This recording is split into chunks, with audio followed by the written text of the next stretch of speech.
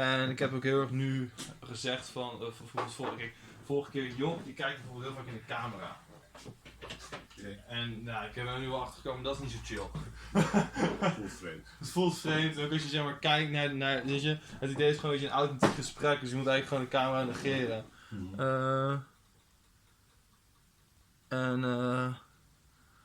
Ja, dat werkt het beste.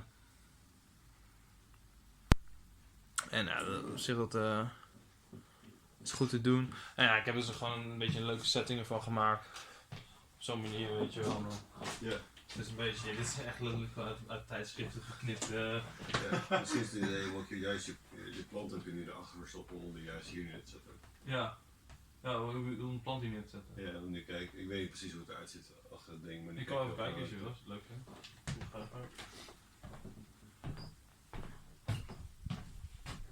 Oh, right.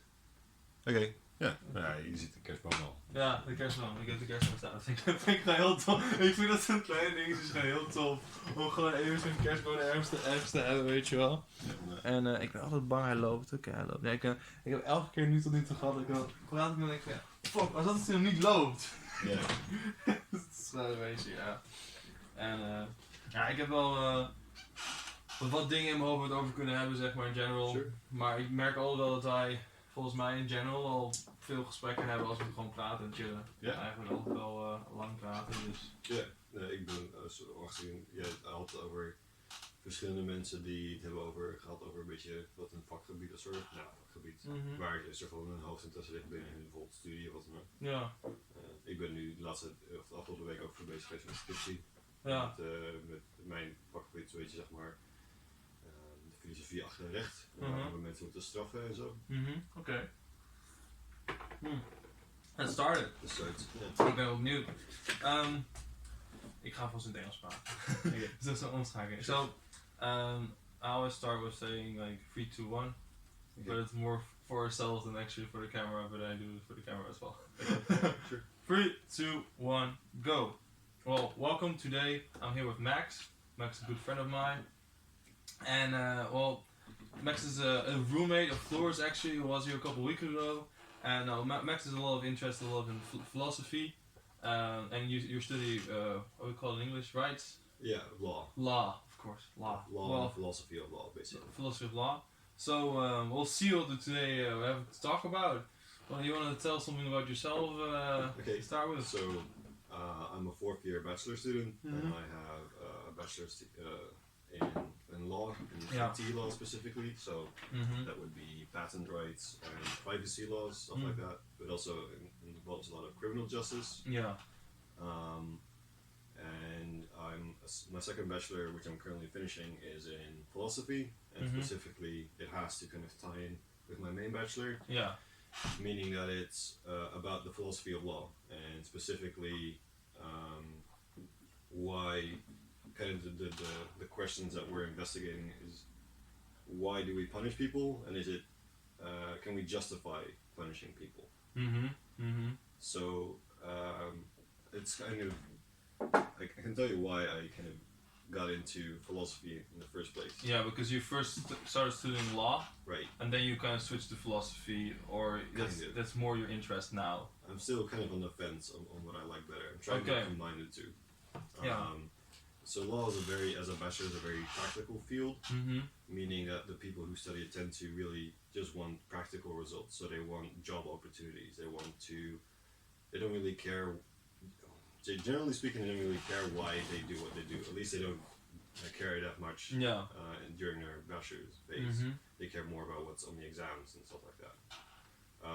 And something else about law is that it's generally the largest faculty in the Netherlands, and the faculty of law, which I study at, which is in Groningen, is the largest in the entirety of the Netherlands. Okay. So there's a lot of law students. Yeah, I've met a few. A lot of people who don't know what they want to do, they decide to study law because it has a lot of good opportunities to get into different kinds of fields, and it's a very practical study. And then you have, because we have, as far as I know, we have law, Dutch law, and then we have European law, and then you have international law as well as a study here, right? even more. Yeah. Even more. Oh, there's like specific disciplines that you can go into. Okay. But the general, what you basically get taught is Dutch law, and then you can venture into international law, which usually covers European law, or you can, maybe in your master's degree, you can go into more like the specifics of European law versus Dutch law, for example, and how they affect each other and stuff like that. Okay. But basically, the reason why I'm telling this is because there's so many law students, and they all, this creates kind of a tension in like the job market. So people really want to improve their resumes. They want to improve their curriculum vitae. Yeah. And they do that usually by going into all kinds of committees or councils or boards of different student associations. No, like our friend Jeroen. Like he's right. Yeah, he does it right. And he goes to like lawyers' offices and stuff. So there's a lot of doing law. Yeah. Also provides you with a lot of time, generally speaking, to do things on the side, which will improve your resume, which makes you stand out, which makes you more likely to get a job. Yeah, and you want to be more special.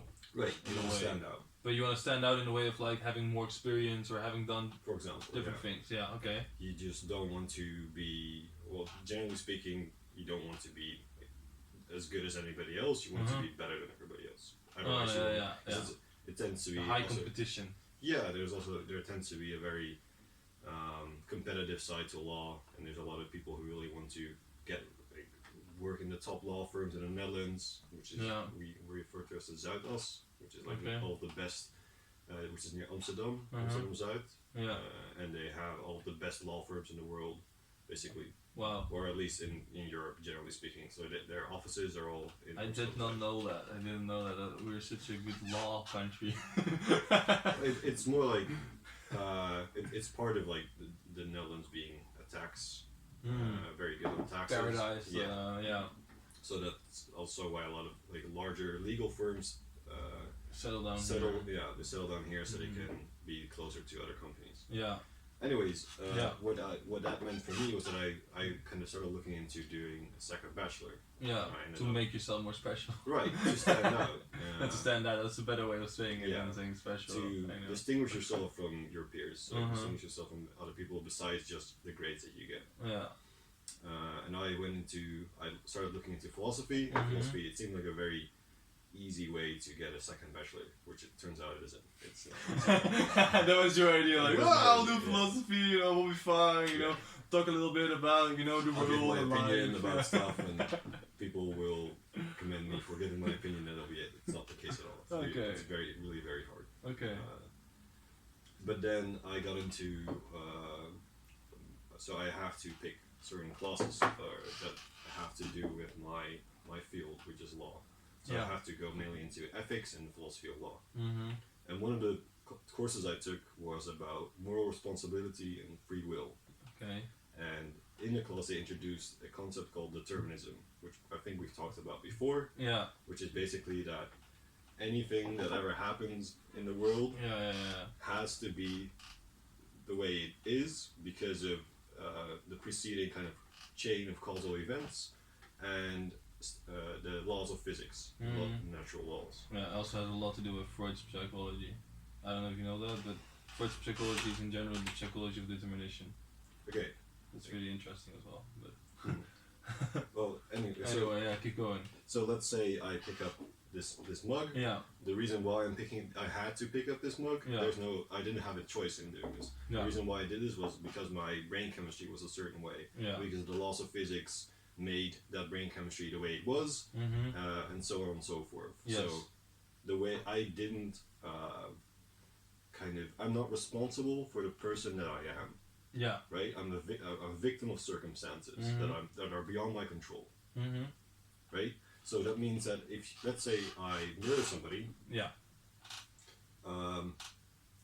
Well, how can you hold somebody morally accountable or morally responsible for the murder they commit if you don't feel like they're actually responsible for being a murderer, right? They're just a victim of, for example, like a bad childhood, or maybe that they have bad, right? They have bad genes. Whatever, There was some kind of weird phenomenon going on which messed with their brains, and all of a sudden they turn into a murderer. There's also. So it's the idea that basically your biology with your past nurture has basically caused the way that you are right now, and there's nothing to do about it. Right, and you're not responsible for it because you're not responsible for those effects, and also that there's no like you had no choice. There's only one outcome, and possible. There's always only one outcome, and there's no like you didn't actually have any way to affect things that were going on, right? So if I, if I want to pick up this mug, and at the last moment I think, oh no, I don't want to pick this up. That's also part of the another thing that's been decided beforehand, right? Yeah. So I was never gonna make I was never gonna pick up the mug in the first place, even though I thought I was. So then, for me, that meant like in my field of law, like how can I be a petitioning lawyer or judge without ever really feeling that people are morally responsible for what they do? Yeah. Right. And how far do you believe in that concept? For you? Determinism. Yeah. And okay, so there's the field of determinism, and then there's compatibilism, which is kind of ties in with the same field. And compatibilists say that yes, maybe there is, even if there were a deterministic universe, we can still have a kind of moral responsibility. I won't go into the details, but there's people who believe that. And there's people who are called the incompatibilists, and they say that, well, there's a deterministic universe, which means there's no free will, which means there's no moral responsibility. Okay. I tend to lean on that side, which isn't really, generally within like philosophy of law, isn't really the favorite side, because it sounds very absolute. Right? Yeah, so it's basically like you are the way you are because you are the way. Right. Yeah. It's very it's morally nihilistic. So there's no morale, there's no way to hold people accountable. So we might as well just give up, right? Yeah. What's the point of even doing this if we don't really feel like people are responsible? Yeah. So this was this was a big problem for me. This was actually one of the first times within my philosophy degree that I actually started reflecting back on what my law degree meant to me, and how little I had thought of what I was doing within law. Right? So what was the point of me doing law if I didn't even think that people could be held morally responsible? Yeah. What's the point of actually even punishing people? Right. What's the point? If you don't think that people generally deserve to be punished because you don't think it could have been me. If my childhood was different, if my genes were different, I could have been a murderer. But then how is it possible? Because in the way that you say it, it's like, so if we just punish people, we can also not take the responsibility for punishing them, and just basically saying like, yeah, well, that's the way that it should have been. Right. Well, it's you can be determination to think about that as well, right? Right. It kind of works into the same system. Right? Yeah. So you can say that, well, the reason that we're punishing you is it because we were going to punish you anyway, and we can't. But that's more about being held morally responsible for that action. So you can, for example, let's say I'm a judge and I don't believe people are held morally responsible, but I'm going to convict you anyway because I'm a practitioner of the law and I did so. That would also be a deterministic event. So it had to be that way. It couldn't be any other way. Yeah. It means that it doesn't pose a real problem because it's more about the moral responsibility that you have in those actions, right?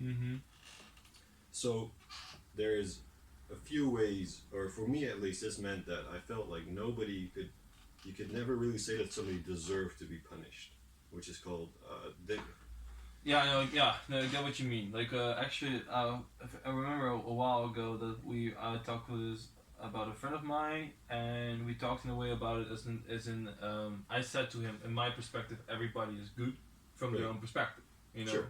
Yeah. And he disagreed. He morally believed more that some people are just bad people. Right. And that can be a different opinion, but when you then talk about somebody, let's say, murdering a child, is that a bad person? Or is it maybe a good person who was a victim of circumstances which turned him into a murderer? And that also changes the way that a person is convicted or morally responsible for the way that that happened to them. You know? So I personally, I think I tend to fall into like kind of the middle. I do believe that people are a little bit more morally responsible for their actions. Although I do believe that past has influence in the now, but you have to realize that you can step out of that. And take influence of your own world. That's the way I see it personally. There's kind of a certain there's a feeling that you can, like, I'm not saying that, so there's this good example of, which is kind of to your point, which is, let's say I'm sick, right? I'm sick, I'm ill, and there's a chance that this disease will prove fatal, which means that I'll die eventually.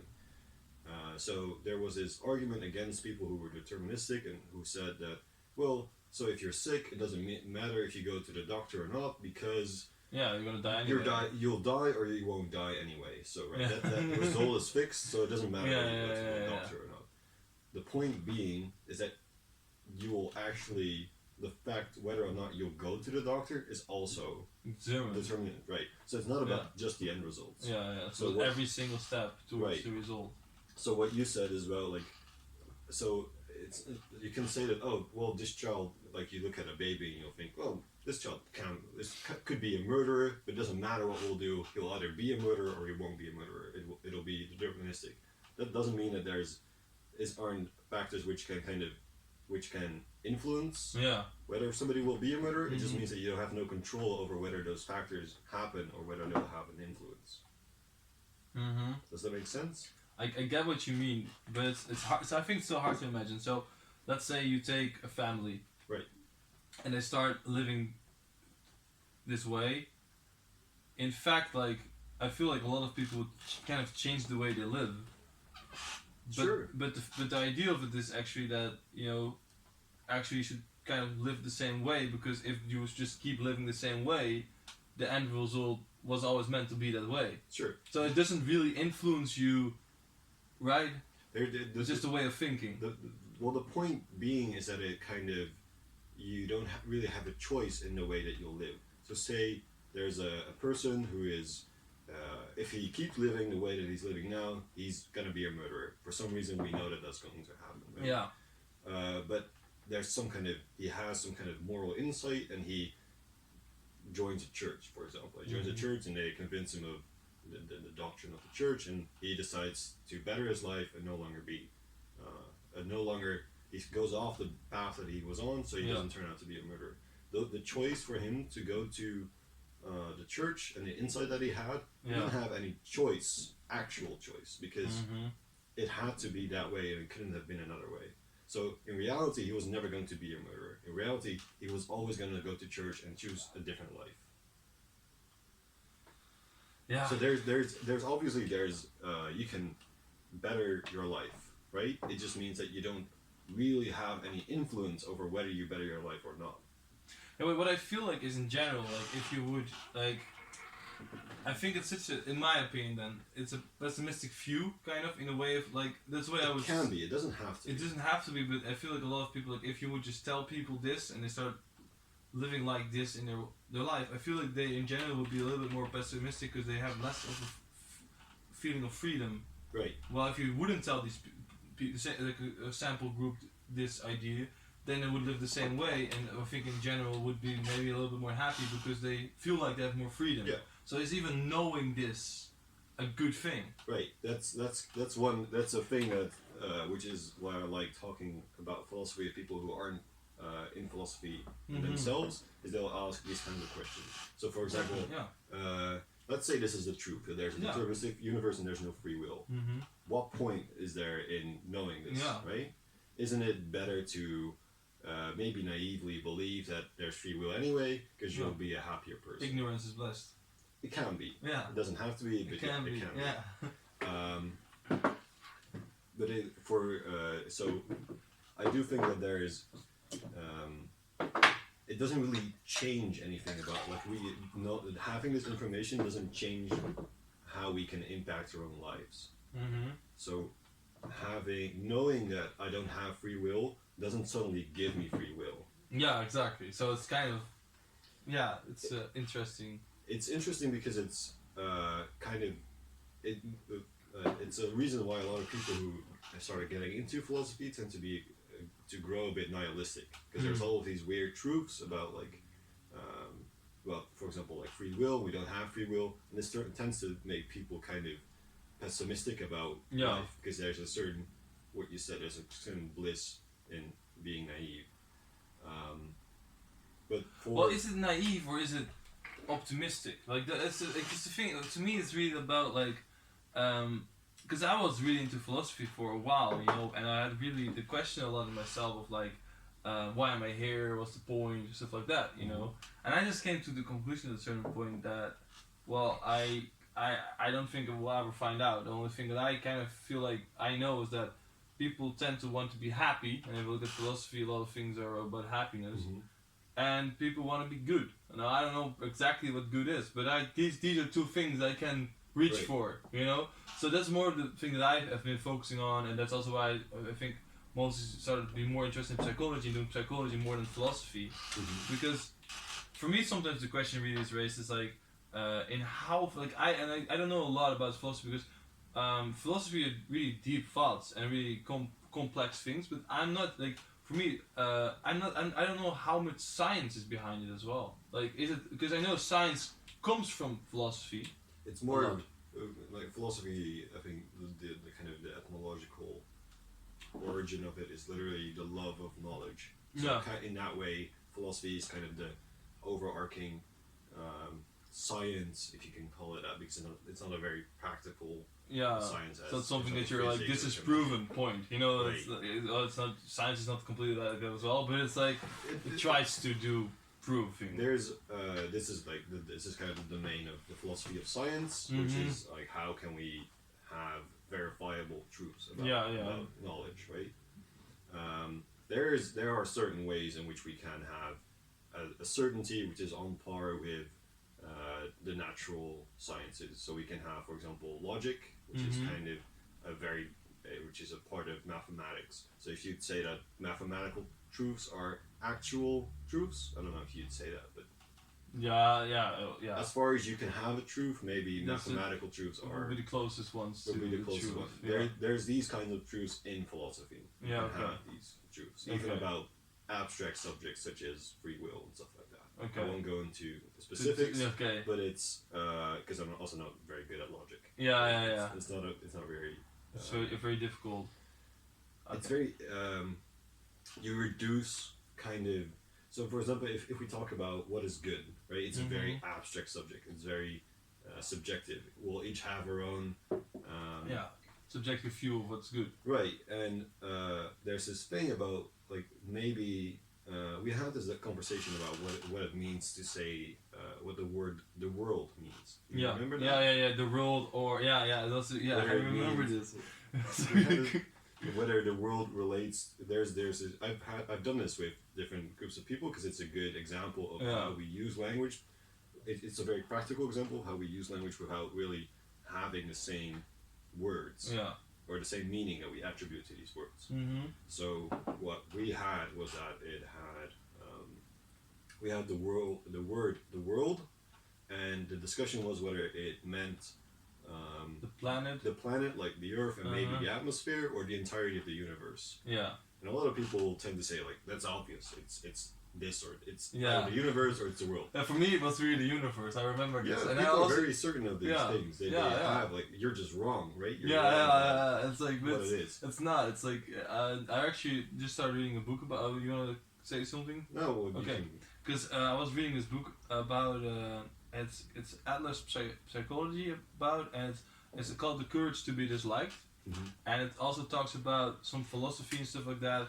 And it's this philosopher talking to a young boy, and in this book they talk about that actually the complete opposite from determination. So and it was really interesting is that they talk about the world as in everybody has a subjective world, and there's an objective world around it, but nobody can see it. There's I know what you're talking about.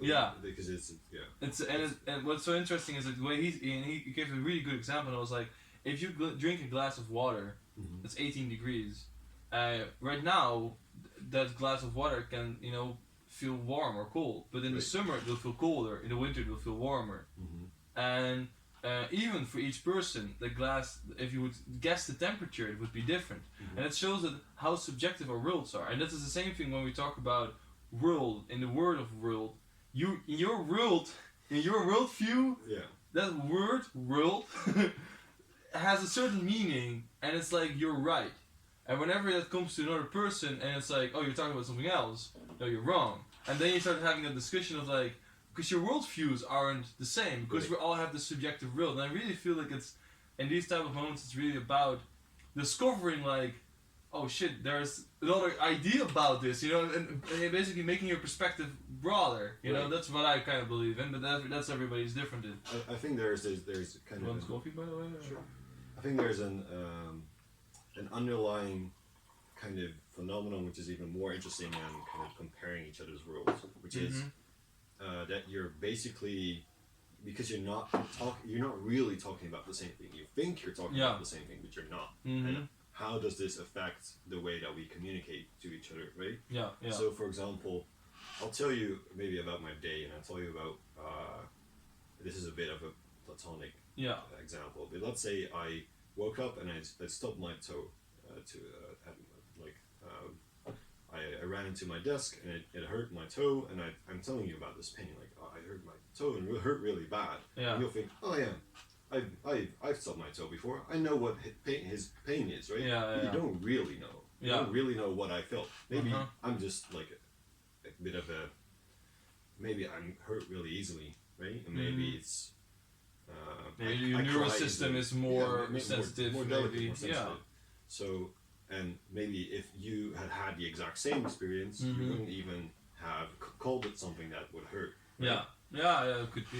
I mean, everybody has another way of feeling it. Yeah, sure. Yeah. So in this way, there's I think that a lot of people, a lot of kind of a fundamental reason why people tend to dislike each other, or why they tend to, maybe the origin of hatred, if you can call it that, is that people just don't really understand each other's subjective world, which is kind of an obvious, it's kind of a given, right? It's about empathy and about being able to relate to what somebody else is experiencing. But I think it's you can really trace it back to the words, specifically the words that we use, and about the way that we talk about, for example, what we think is good, and how these are, like, how would you even expect that we're talking about the same thing? Yeah, what is... Right? Yeah. Language is just so... A good example of that is, like, I sometimes talk with friends or something about success. Success is such a...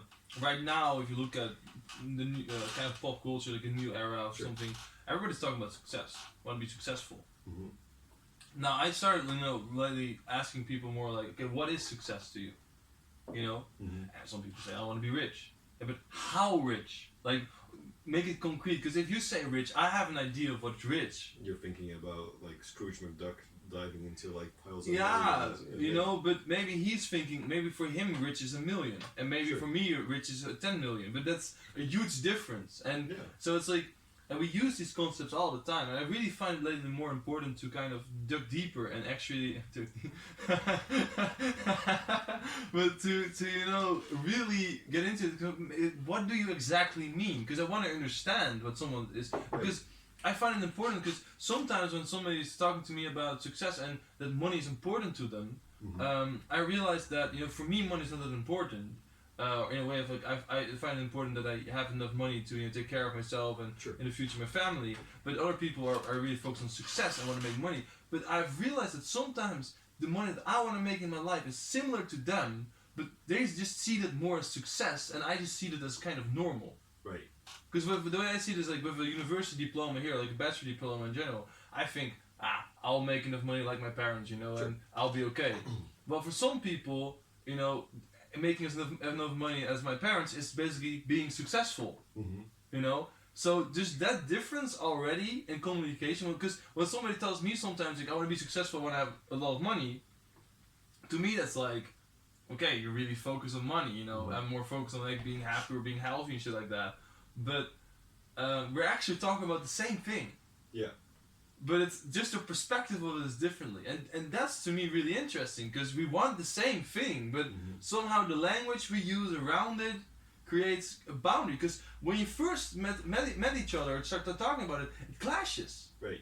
And you feel this annoying, and that's why I really believe that people, like, kind looks for kind, like, kind of, like, so people want to look to similar people, similar beliefs, but sometimes if you really, like, go deep into it, you actually realize you actually have the same value, you just call it different names. Exactly. Yeah, I think there's a kind of this is maybe another thing that I felt like philosophy is something that really teaches people, is that you have to be kind of skeptical about your initial beliefs. So this is something that could be described as kind of a beginning, like a standpoint that you start out from in discussions, right? That a lot of people assume that, or they just don't think about that the words that they use are universal. So what we have with the world, or what we have with success, that their definition of success applies to everybody, which makes sense, right? Your entire life you've lived with you kind of being the main character. Everything you've ever experienced, you were there, right? Yeah. A lot of people think of them, I would say, you experience the world as if you're the center of it. Right. Yeah. So it's you can understand why, obviously, it's really hard to imagine, I think it may actually be impossible to imagine what somebody else is actually thinking, because your definition of success has been influenced by so many things that I just didn't experience because I wasn't there, right? It may have been experienced by what your father told you about what success meant to him. And even if your father told me the same things, it wouldn't be the same, because you had a different point in your life, or the preceding events were different, or the way that you thought about it was different, or your chemical makeup of your brain was different, all kinds of reasons. But this kind of the acknowledgement that you really have to think twice about what somebody means when they say what they mean, right? I think that could makes you it could provide you with a lot of insights that about the people that you try to relate with very easily. So it's about kind of not forming judgments beforehand, right? Not thinking, oh, this person said this, but what do they like? And then thinking, what do they really mean by this? Or maybe even asking them, which is a problem in and of itself, because they'll use language to explain what they meant, which in and of itself is kind of odd. Do you think that they'll ever change? Do we ever be able to, by technology or something, be able to read each other's minds or something and communicate actual concepts? Because that would be, because we develop language, right? And it's great, but we could develop something better, right? There's this, so everybody has this incredibly complex subjective world, and it's interconnected, and everything's going on at the same time. Yeah. So, for example, the thoughts you form, they're in multiple dimensions. They're in like thought, or like maybe you think of them as words, which probably you don't. You hear it as a voice, and you have certain images connected with it. There's maybe a certain feeling connected to it. So there's all kinds of these things, and yet the only way that you really have to express these things, like practically, is language. And language is just inherently very minimalistic to try and convene or try to express something so complex, right? Yeah. So I think that language as an instrument, as a tool for expressing kind of the complex inner self, is not adequate. It's not good enough. You can never really understand somebody through language. Language just isn't enough. And I think that's also a reason why, for instance, in psychology and in coaching, and in if you're a psychologist, you almost never tell someone what to do. You always ask questions, and you always kind of try to figure out what to help them to come up with ideas to solve their own problems. Right. Because the thing is, you can give a person as many solutions as you want, but you don't know what he's thinking. You don't know what he's experiencing. You don't know his complexity of his own world. And you're the only one who sees your subjective world. So it's like you're the only one that can solve it. Right. I think that's generally what people talk about when they talk about psychology and about like providing perspective, right? You're providing dialogue from a different angle. Yeah, and you try to.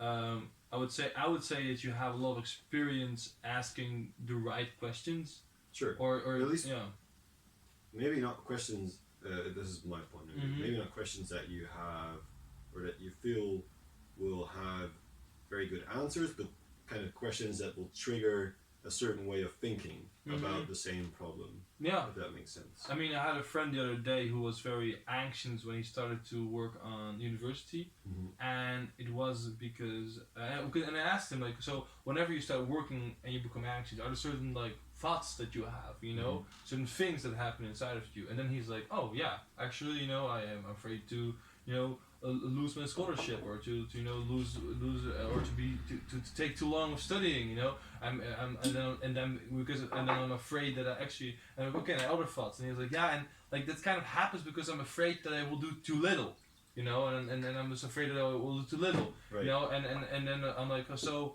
what happens then? He's like, yeah, kind of like I get so anxious that I don't do anything at all, you know. And but the thing is, by asking these questions, he suddenly realized, like, oh shit, this is like a cycle. I'm in there. Well, the thing is, beforehand, he knew all these things, kind of, but he didn't see them. It's like he had experienced them, so if you ask about them, he's like, yeah, I think about it. Yeah, I think about it. But somehow, because now he was like, we experienced that. And then he was like, so is there anything that I can like do to change that or to do something about it, you know? Yeah, to break the cycle. To break the cycle. And then it's like, yeah, well, there's some things you could do. And then it's really becoming something very easy or something for him to, or easy, it's more easy because he actually understands himself better. And I feel like that's really what a coach is for, or psychologist as well, to understand yourself better by knowing which, you know, things connect towards each other often. Yeah. You know? I think like there's this the idea that once you start, there's these obvious cliches about like you have to just write it down or you have to talk about it, and I think this is kind of where that leads to, right? It leads to these things not being in this kind of whirlpool in your head, but because you have them out there, you can look at them concretely and see the connections or the relations between these thoughts, rather than just have them all kind of going on at the same time. It just creates chaos, I guess. So yeah, I'd agree with you that that's kind of where a psychologist or a therapist or a coach. A coach, sometimes a coach. Where they step in and where they can provide help. What for me is because we talked about, you know, the deterministic view, and that's why I always like as a psychology student, I always find it difficult to get into it, of course, because I mean, I think psychology is mostly focused on helping people and on changing the way that they live. And I mean, you can still say that it has value because if we wouldn't be there at all, but it's like you have the idea that you're helping people, but those people would have been helped anyway, kind of. Well, they would have, or they wouldn't have. Exactly. It doesn't mean that what you do is less. So again, like the knowledge of whether you have free will or not doesn't really change the way that you act. Yeah. Most of the time, it can change the way that you conceive of things, so it can make you a bit more understanding of why people do the things they do. Yeah. For example, if let's say somebody's like it cuts in line, like I'm at the store and they just cut in line, and I think, okay, you can either think about this person as being this kind of rude, selfish person who just only thinks about himself, or you can think about, well, this person probably, like, this person probably didn't want to be the kind of person that cuts in line, right? Yeah, it's kind of a victim of circumstances. Yeah, and it's you can say that it's maybe you're being a bit too friendly towards people, because people have a choice, but in the end, it's more about being able to conceive of these different. Not just looking at things the way they are, but really trying to think of why they are the way that they are. Yeah, and like because in psychology we sometimes also call it like helpful thoughts, because it's like it's like the truth is that whenever someone, for instance, cuts you in a lie, indeed, you don't know why. Right. Maybe they had a really shitty day. Yeah, or maybe they have a sick kid at home and they want to get home earlier. Yeah. So you have like a choice in how you look at these things. Yeah. You have a choice to be open-minded and I think even if it's not true, even if this person is an asshole with no real reason to do what he did, you can just thinking that this person may have these reasons makes a lot of things more bearable, I think. Yeah, it's more helpful for yourself. Yeah. And I think that's like generally when it comes to things like sometimes people tend to also whenever you do something bad or something, you feel like, oh, all these people think bad of me now, or but that's not helpful. It's not helpful to you to think that way because you don't know what they're thinking. Right. So it's better to think to yourself like, they probably didn't notice. Right. It's just a more helpful thought. Like it's like, and it's all about your subjective world and influencing your subjective world consciously and being like, I can better think this than that. Yeah. It's like you have a lot of times you have a choice in how you want things to affect you. Yeah. So stuff like this, exactly. Like for example, I noticed that like my friends of mine are having lunch somewhere, but I wasn't invited. I'm like, oh, well, they'll have a reason, right? Yeah. It's not it's easy to think that maybe they just don't like you or they hate you or whatever. And even if they don't like you, right? There's a reason why they don't like you. Yeah. Not that it's your own fault that they don't like you, but there's reasons for things, and you don't have to take this personally or like stew on it or bear a grudge. You can just let it go as a thing that happened that you didn't have any influence over, and then just let it be what it is. You've read Marcus Aurelius, right? Yeah. Yeah, he talks about these kind of things a lot. Like not either you have control over things or you don't. Yeah. And just worry about the things that, or don't worry about the things in general, because you either can act on it and control it, or you can not have control over it, so you don't have to worry about it anyways. Exactly. Yeah. There's only two options. Either you can have influence over something, or you don't have influence over something. If you don't have influence over something, there's no reason to worry about it because you couldn't affect it. You couldn't do anything about it anyway. And if you can do something about it but you didn't, you made a choice. Yeah. So that's a choice that you made, and you have to just let it go and accept that that's the choice you made. Or if you did do something, or there's something you can do about it, and you did do something about it, you did something about it. You did everything you could do about it, maybe. There's no reason to worry about it. Yeah, it's basically, that's the idea. And what I really like about this idea is often that it gives you a lot of, in a way, kind of power if you start looking at these things, or at least a power to be happy, I would say, or enjoy things. Right. Because you can more than less kind of ignore the things you don't have control over, or just basically be like, I don't have control over those things. Because bad things will happen. Everybody has bad things happening to them, And it's, to some people, worse things happen than other people. But if you think of it in this way, and certain things can happen to you, and if you're afraid of certain things happening, you can always ask yourself the question as well. Like for instance, for me, like I could get cancer. Sure. Yeah. Anybody can. Anybody can. But do I have control over it? Well, not really far. Like maybe I shouldn't smoke or something. Mm-hmm. If I'm a smoker, I have a higher probability. I could choose to not smoke anymore, and that is something I could do. But there's not more I can do. Like in the end, if you live long enough, most people will get cancer because that's an age disease. So it's like there's nothing you can do about it. In a lot of cases. There's nothing you can do about it by worrying. Yeah. I think is kind of the point. Yeah, that's the point. You can still do things, but you can have an influence over things, but there's no reason to think about things that you're not doing, or things about things that you should have been doing. Like the entire concept of worrying is kind of meaningless in that sense if you don't really take it to action. Yeah, if you just sit around and you worry, it only makes the problem bigger than it is. Yeah, it makes it worse because you experience it as something to be worried about rather than something you can have influence on. Yeah, and that's why I think, for instance, like my friend, for instance, like if you're worried about your exam, or you're not doing enough for school, and you come into this negative cycle of thinking, and it makes you so stressed out that you can't do anything, you're worrying about it too much. Then these type of things are really interesting, because then you can be like, okay, so I have a choice. I have a little bit of I choose, because I have some control over it if I will do well or not. So I have a choice: am I going to act now, or am I not going to do anything? Well, I want to do something, and then you just act on it, and that's like the choice. And then your stress decreases because you're doing something. But sometimes it's not that easy. Obviously, it's much easier said than done. Yeah, definitely. A lot of cases. Because I would say worrying also comes a lot about the evolutionary fight or flight reaction, because people, tend to really react real fast and get really stressed and sometimes, and you see in a lot of people sometimes that's triggered a lot more than other people, because if it's really about how you perceive things. Like if, for instance, we would go out in the city and someone would bump into me in a nightclub, I could see it as a danger and immediately start, like fight or flight, immediately being stressed. Or I can perceive it as like, he's just a little bit drunk, and then, my flight or fight response won't be as much, because my whole thought system just takes it differently. And I feel like these type of things really still affect people a lot, and people don't really know sometimes how to deal with those things, and then that can really influence people. I think a lot of it, I think this kind of,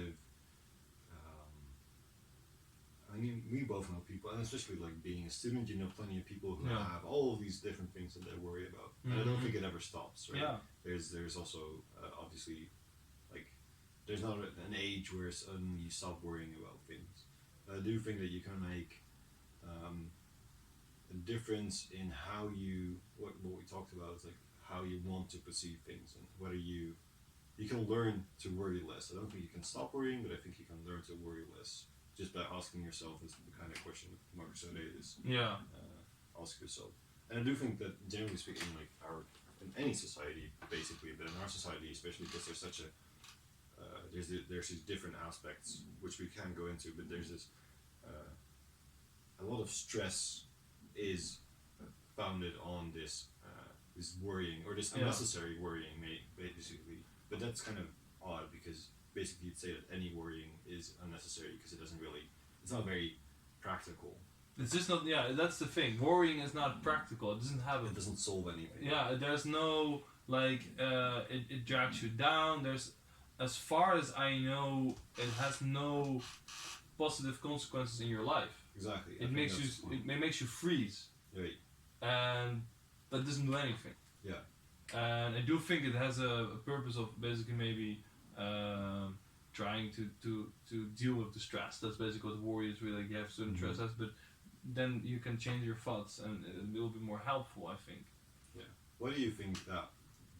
Because I feel like people, maybe it's just maybe it's something that's like always been going on. But do you think that people worry more nowadays than they did like some time ago? Well, like we're young, maybe we don't have the perspective that's needed for this, but still. Well, what I notice a lot, what I just find so different is that people always say they're busy. Right. And to me, that kind of says that people worry or something. Like, if you're like a first year student and you say you're busy, that's your perspective of it. And I really feel like, if you compare yourself to a CEO who runs like $20 billion company or something, are you really busy? Or are you just, doing your daily tasks and you just following a student program? Because the thing is that in my opinion, people, for instance, worry a lot about finishing their study in 3 years or 4 years if you do like HBO, but you don't have to. It's nice to do it in 3 years, but you don't have to. Like, there's no ultimate failure. Like, if you run a $20 billion company and you fuck up, you ruin the whole company. Everybody who works there, can lose their job because of you if you really, really fuck up badly. Now, that is a lot of pressure. That makes you real busy. But if you're a student... Is that the same? Having pressure and... I would say, what I mean is more like that... because that's the way... It's a different way of... you can see it being busy as in a way of things, because the way I see it is, there are things that you have to do. Okay. That's the way I see being busy. If you have to do things. That's kind of relative as well, right? What you think is relative. Yeah, what you think is what you have to do. For a first year student, you may not ruin the lives of thousands of people, even if that's which I'm not saying that it is, but it could. But you are ruining the thing that's probably most important to anybody is their own life. At least you perceive it to. You perceive it that way. So. So you have to do things, but it's like I sometimes feel like because the way I see it is because they worry about that a lot, and I really believe a lot of people worry about these type of things, especially students, and that's like the perspective I would take right now. But in general, I see people worry a lot about it. Well, if you actually take that in context and you're like, okay, but what's the worst that can happen? Right. That's like a task that Stoicism uses a lot. What's the worst that can happen? And then you start realizing, I I might fail this year, but I could realistically, take a year longer, and it doesn't really matter that much. Like it's not gonna impact my life that badly, nor is it gonna influence the life of a lot of other people badly. In most cases. So do you think then that being busy or kind of having reasons to feel stressed or to be worried is relative to other people? Because I'm not really sure whether that's true. It's kind of like saying like, okay, well, I might have like cancer or whatever, but somebody else has like HIV and cancer, so I shouldn't really worry about my cancer. Yeah, but I don't think I see it that way. I feel more of a way of like seeing that as a person you should be realistic to yourself about how much you actually have to do a thing. Okay, so what makes a thing something that you have to do? I think is if it has like if your health, in general health, well-being would go down if you don't do it. That's the way I would describe it. Well, I mean, I think you can like a lot of, if you come back to the example of first-year students, I think plenty of first-year students at least perceive these things to in this way influence their health and well-being. Yeah, but like future well-being. But the way I see this kind of like, because what I see sometimes is when people start worrying about making these things, that their actual well-being goes down more because they stress about it and worry about it. Necessarily. Yeah, and that is influencing their well-being more than if they would tell themselves like, hey, I don't really have to do this. Right.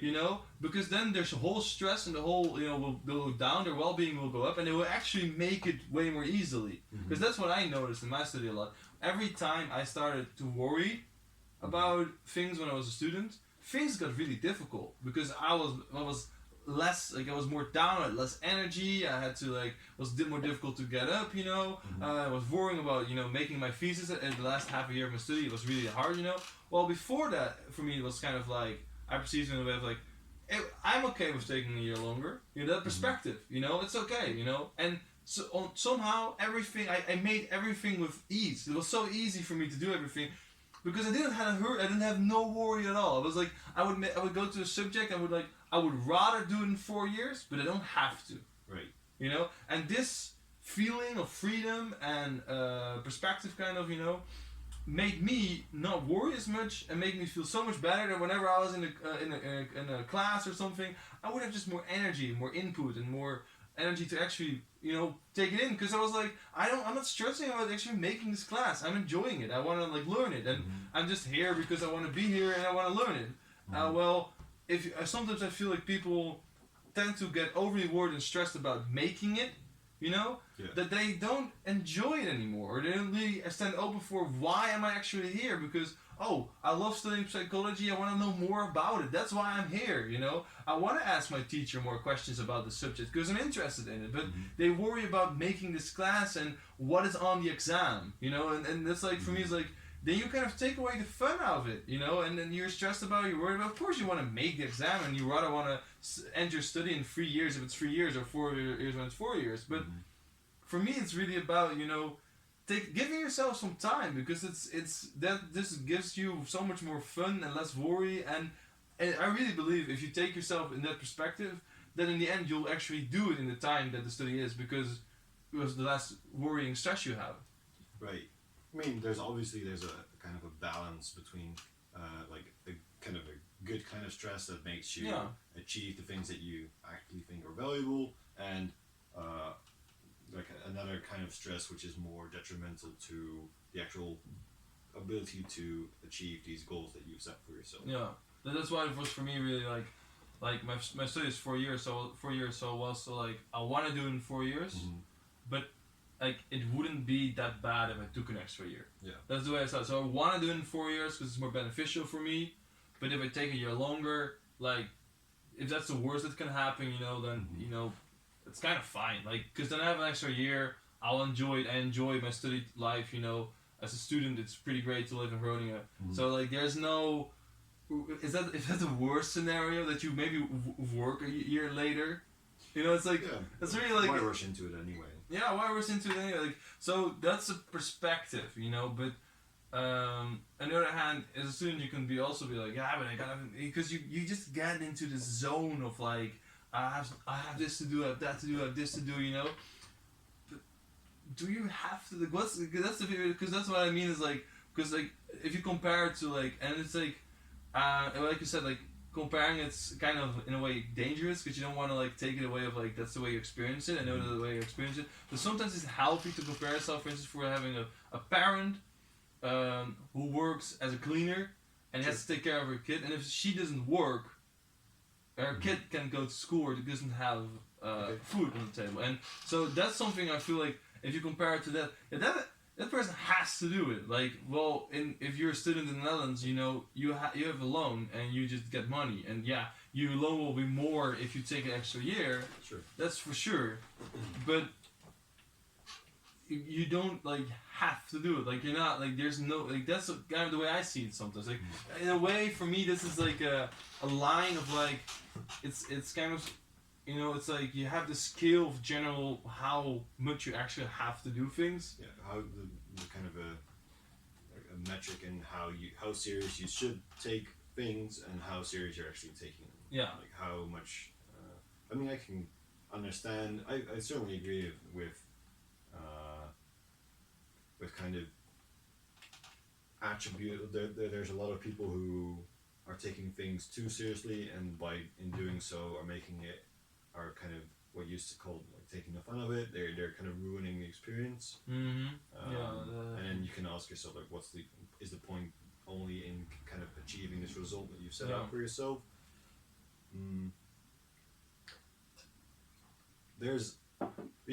Maybe it's more interesting to think about why people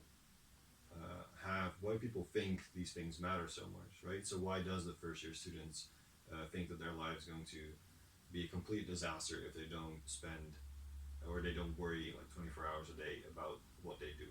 Yeah, what do you think that happens? I think that there's different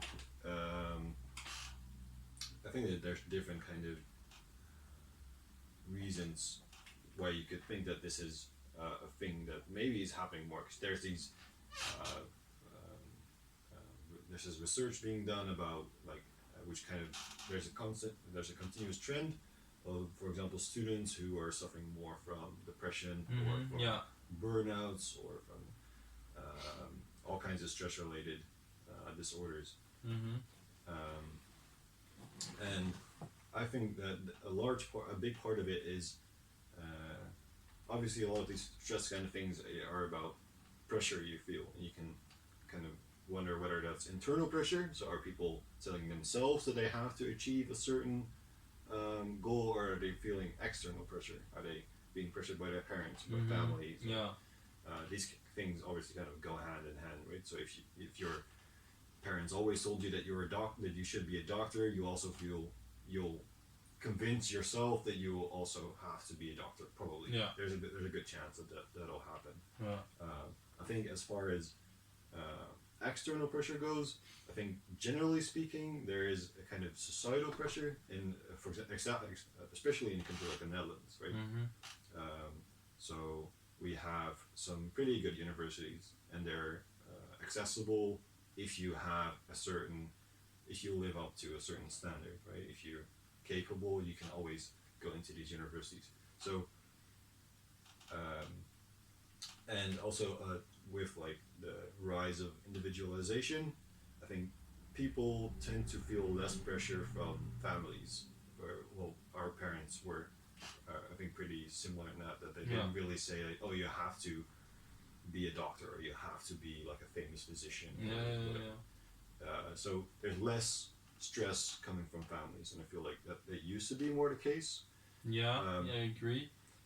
And I think also a lot of people, like a lot of our peers, are saying like, oh, literally what you just said, like you can just take another year, right? Take it easy. Exactly. So I think that in that kind of sense, external pressure is lower, but I think because we live in a society where basically, and also, which is kind of another factor, which is, we don't really. Well, you can argue about this, but there's less discrimination. So, for example, if you used to be a woman, and even if you wanted to be a famous doctor, then you probably wouldn't be able to be a very accomplished doctor just because you didn't have access to these institutions. But nowadays you have. I think that this is kind of an assumption, but I think it's what's the word? It's kind of you can. It's easy enough to think of it like this, which is the Dutch society as it is right now. There's never been a society where you have more chances to do whatever you want to do. Yeah, right? that's definitely true. I would say so. You can it's very common for people to go abroad and study in different countries, or to work in different countries, or to have what I said about universities. You can go to university with, even if your parents are dirt poor. You can go to university. You can get a master's degree or a PhD or whatever. And you don't have to start with anything except your own natural talents. Yeah, I think that's exactly where a lot of the pressure comes from. So the only kind of limiting factor for how good you do, how successful you are, how well you do in life, how basically if you don't fail. If you fail, it's your own fault. Exactly. That's So what you you cannot blame anything else besides yourself. Yeah. Right? So if you don't become like the president of the United States, even though it's not unrealistic, even if you don't become the prime minister or a famous chemist or a doctor, that's entirely on you, because the chances were there, you just didn't take them. Yeah. Right? Your family wasn't stopping you, society wasn't really stopping you. Yeah. In fact, your family and society were saying, it's good, whatever you do. Like, as long as you're happy, it's a lot of... It's something that's said often, So if you become, like, that's also like, an important thing you mentioned. It's like, it's not just, getting a doctor, but it's kind of like, if you become unhappy, it's your fault. It's your fault. There's nobody else that's like keeping you down. Yeah, and that causes a lot of stress for failure and being unhappy. So and like they say, like everybody's kind of pursuing happiness, but the pursuit of happiness often makes you unhappy. The direct I don't think that the direct pursuit of happiness is conducive to actually becoming happy. Yeah, exactly. Right? And what I kind of feel like sometimes is that, I mean, my parents didn't do it, but I see it a lot of my friends, is that a lot of our parents of this generation were kind of protective. We're kind of be like, especially maybe a little bit older generation, but kind of like, don't do that, or don't do that. Just go to school.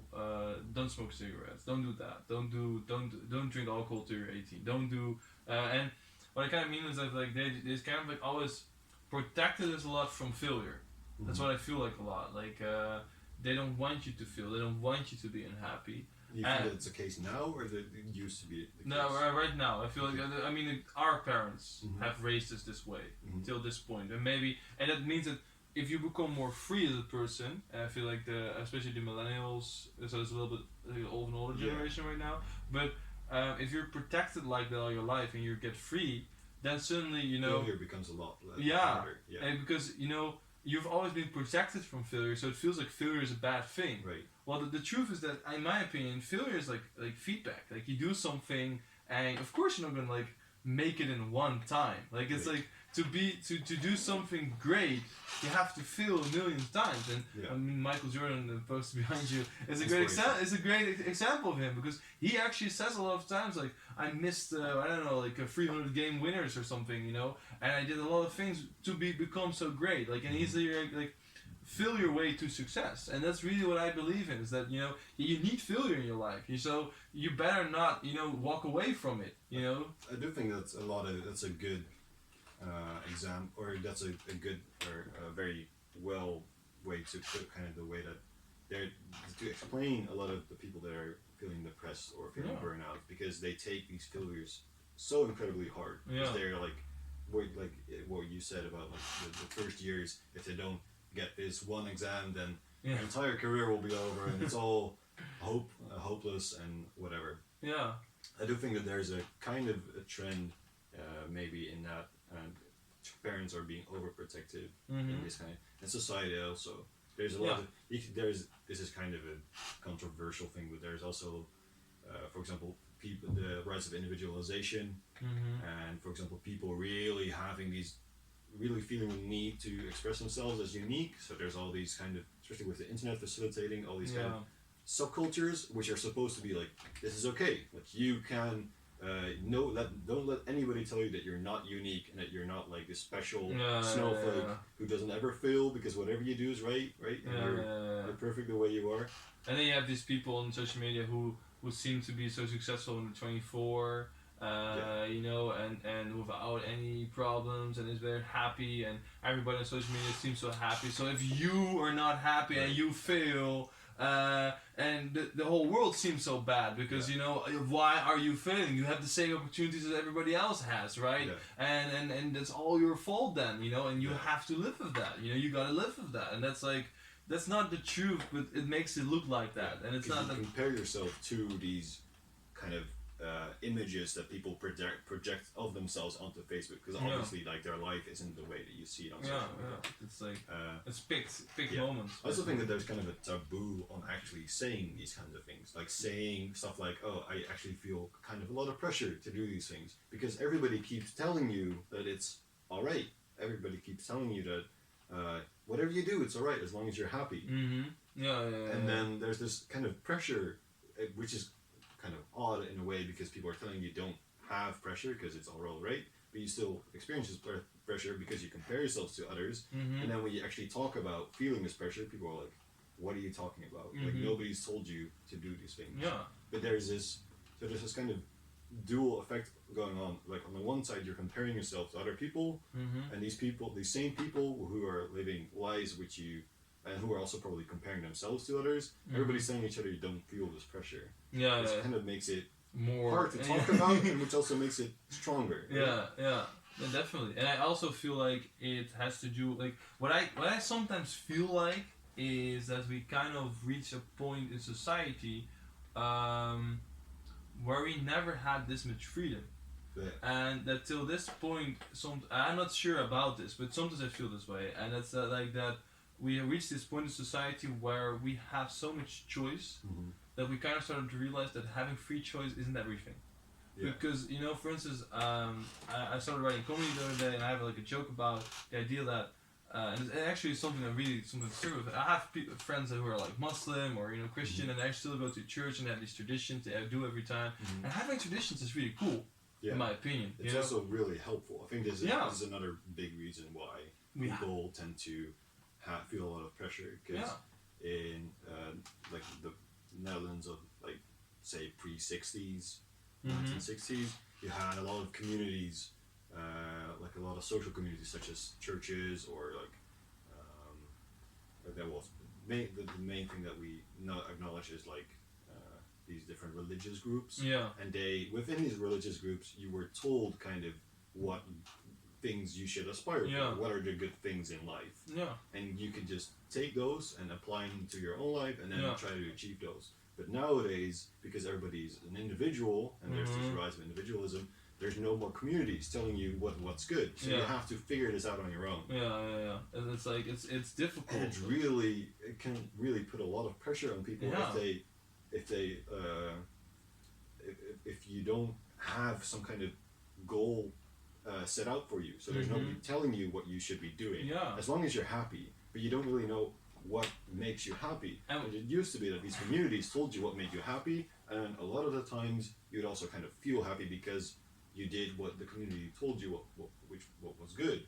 So I feel like there's something to say for, it's not entirely positive that there's this increased individualization. No, I agree. It's really hard for people. I mean, it's kind of a luxury. It's a luxury problem. It you is. would say, and it's like, for me, it's like, what sometimes difficult for me to say is like, because I know people from other cultures who have like more religion from their parents' home or something, and what I find difficult is that they sometimes tend to kind of be jealous in the way that I have free choice. You know, in a way, and in a way, like, I can't say that's like not true, but it has all other problems as well.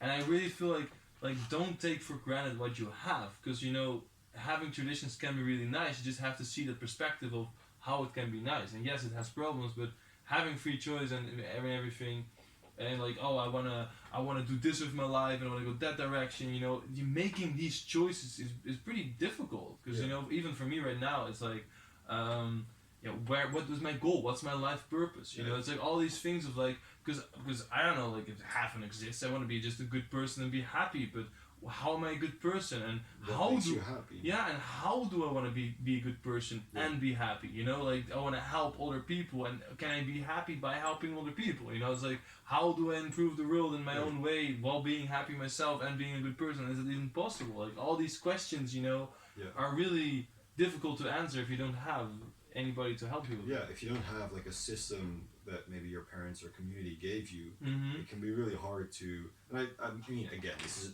very much a luxury problem. Yeah. It's very much like I'm not saying that you have it so easy because your parents always told you exactly what to do. Right? Yeah. I don't envy people who have. Yeah, me neither. No, that's good. Good point. But that doesn't mean that it's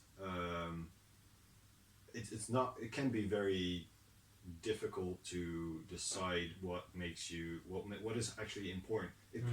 I can imagine that it's easier sometimes to just simply be told what you should be doing, right? Yeah, instead of figuring it out yourself. Not saying it's better. Yeah. I'm saying it can be easier. Yeah. It can also be very detrimental to what you want to do, because maybe the things that people tell you to do aren't things that you think are important.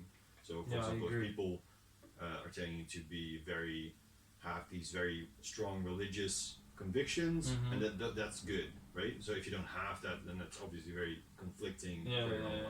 So again, I'm not saying that either. Yeah. It's kind of the grass is always greener on the other side. Exactly, and the way I want to see it is like there's this development, and right now there's just this in my personal opinion, is there's this gap in the improvement of having free choice, and a gap in what society tends to teach us, and especially in school and stuff like that. Because in school there's no like life class or life skills, like things like how do you take care of yourself, what are moral norms, and what are like the ideas. Like you don't. I think people are afraid to teach those kinds of things because it goes against this kind of trend of free choice, and if you teach people what is important, people feel like you shouldn't be doing that because you're just imposing what you were taught on other people. Yeah, but but people are hungry for that kind of direction. At least I've noticed in my own life that sometimes I just really want somebody to tell me what I should be doing. Yeah, but what I more feel like is like, for instance, philosophy and psychology are two things that I really feel like should be more taught in high school. In a way of like, it's not about telling people what is right and wrong, but it's about making them think about it and learning them that thinking and talking about it is fine, and then everybody has different opinions about it. Because right now I notice a lot that people don't tend to listen to each other when it comes to these type of topics, or that they tend to think that they know it anyways.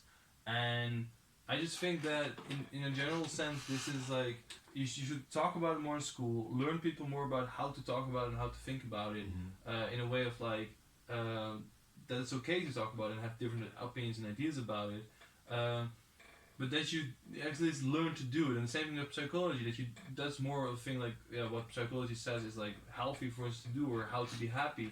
There's just certain techniques and tricks that you can learn, and also techniques that, for instance, if you hear about something, you can test out for yourself, like a cycle or something, instead of telling yourself that this is right or wrong. No, just test it out for yourself.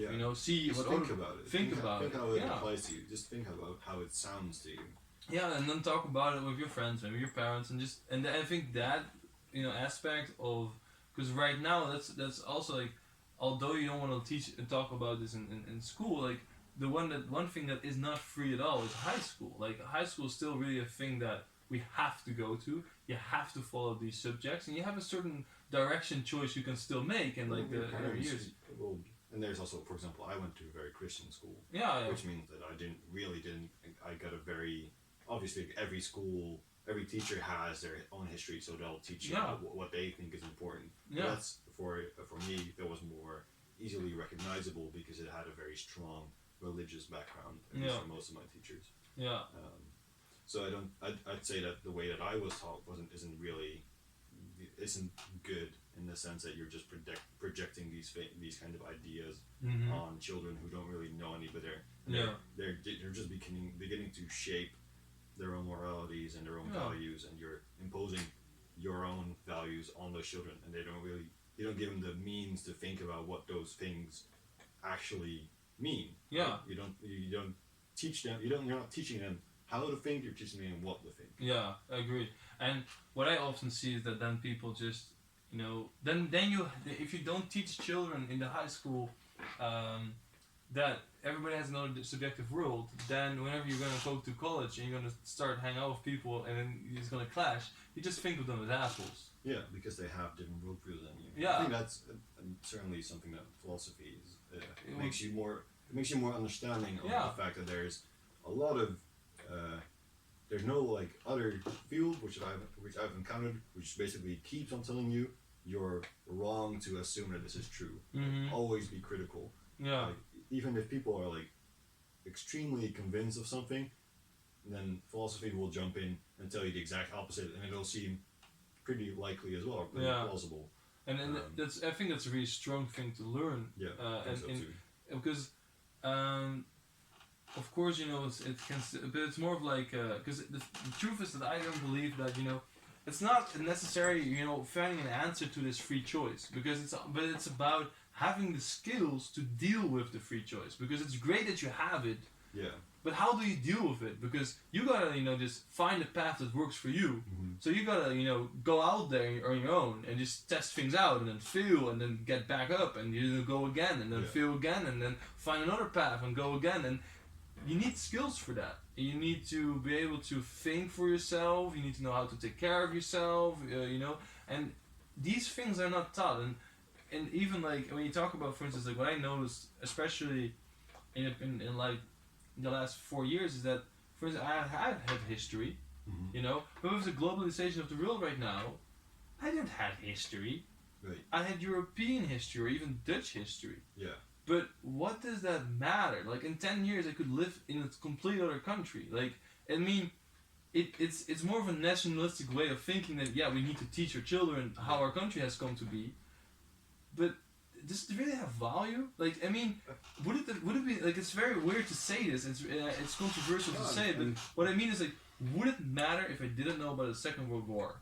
Would it matter in my everyday life? Is it the thing that I have to know? I don't think you'd have to know about certain battles or certain the names of generals or the certain dates that things happened. Exactly. If you're not going to get into those kinds of fields. Yeah. But, like, again, for high school, it's also a very much a way of you orienting yourself and trying to find out where your interests lie and what you want to do with those interests. Mm-hmm. So some fields just require a lot of theoretical knowledge or like a lot of not like specific knowledge. So not just a general way of thinking, but like some fields require you to know the dates and the battles. But if you go into history, obviously you have to know these kinds of things. But I do agree that for a lot of the time, for example, if somebody told you make a geography or a history exam from when you were in like the 3rd or 4th grade, probably wouldn't pass. Yeah. Because you don't remember that kind of theory. Exactly. Yeah. And I think that especially for the university, which is something that's been brought up recently, that the university is kind of turning into a way for people to, like a job factory, right? That's what people call it.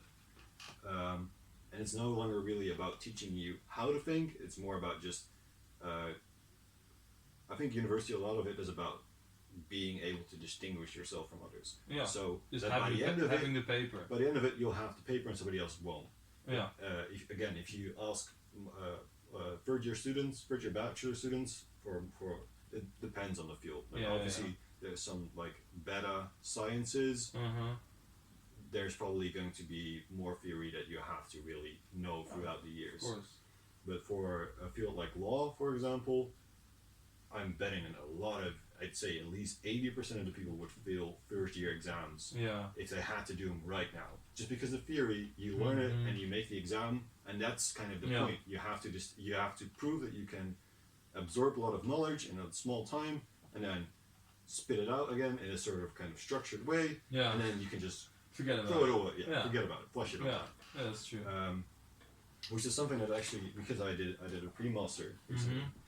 And the pre-master for the master studies that I did was only half a year, so it's only one semester. But it's with a pre-master, I can do the same masters as people who did an entire bachelor's degree. Yeah. Oh, which man, is that's completely really, stupid, that's right? really So weird. it means that with only like what's that, like a sixth of the time spent studying, I can do the same master's degree, which meant that you're not really supposed to like really remember all the theory that you're taught. You're meant to be able to distinguish yourself. And a lot of those things, in my opinion, is about like it's not just it's about getting the general sense of the subject maybe, but it's also about a lot about learning, like learning how to learn, because that's for me high school. I feel like it's the first step of learning how to learn, and then the first years of university is just about learning how to learn, and then you do your masters or something, or the end of your bachelor thesis. Because even my bachelor thesis, if you really think about it, I feel like anybody could do this. Like it's like what I did is like I read books and articles. So it's quite difficult. Yes, you need to understand you can learn statistics. Yeah, but if you need to learn statistics and understand what it is like. But if you put enough effort into it, like the only thing you do is like interpret your data. You have interviews with people that you write out. You code them, and it's like I didn't know. I've never learned in my whole study how to code. I learned that while I was writing my thesis because it's not that difficult. And then, I had to look up information out of books and articles. Now, well, you have to, of course, read them and understand what they mean in a scientific way. But that is something, if you want to do it, you can do it. Like, it's not that difficult. I mean, you could also just do a law degree if you kind of if you took half a year and learned the basics, right? Yeah, like... Same thing. So it's like... So often I feel like it's stressed out to indeed give you a paper and a feeling of like it's difficult or something, and other people cannot just do it and give you more of an advantage on other people. But what I really realize is that what I think general skill that is so weird it never started. Like the first year in psychology we learn how to study, and we learn what the general psychologist is studying. And how our brain works, and how that functions, and what's a nice way to study, and how making planning and stuff like that works. And I'm like, how is it possible that not every study has it in the first year, or even in high school? Like, how is it that I had a whole 5 years of high school and never anybody ever taught me how to study? It's like, isn't it the first skill that we have to learn somebody whenever we start learning this shit? Yeah. It's like it's just common sense. It's like. You're going to learn somebody else. Learn him how to learn first, because the whole rest of the thing will just be easier. Yeah, I think this is kind of a trend in that a lot of because there's so much pressure on universities to deliver like work ready young people, people who can just go straight into jobs. Which I'm not saying that knowing and then forgetting about all this theory makes easier. I think. A lot of the general critique is that universities are more and more they're forgetting what they're actually supposed to do or what's most valuable in a university, and that's not teaching a theory, it's teaching people how to think. Yeah. It's teaching, but it's what people call these kind of academic skills, right? And so that's also why you can do a pre-master and then enter the same master as somebody else, because you already have these skills, and these skills apply to all studies. It doesn't matter what study you do. It's just a theory that you think critical. That's you know how to analyze things, and you know how to general skills that you've learned that apply in many fields. Because I mean, statistics is one of those things that you learn in almost a lot of scientific studies. So sociological fields use statistics. And so it's like something that you use in a lot of fields. So that's like one of the things that is transferable. And even if you have statistics and you go to another study, it might still have some value. But I do think that in a general sense that those skills often get like there's a statistic that like I think 60% or something of people around that number, like an insane high number, like 5 years after their study they do something different than they studied for, and that's really weird when you think about it. Like. So you get a degree, and just because of the paper, you can say like I have a master or a bachelor level, and because of that I can have a master job. Right. But it doesn't really matter what kind of job that is, because you can just kind of do everything if you just work hard. Because it's more about the skills. Usually, the thinking level. Maybe. Obviously, there's different. Like obviously, my master's in law won't afford me a job in biochemistry. Yeah.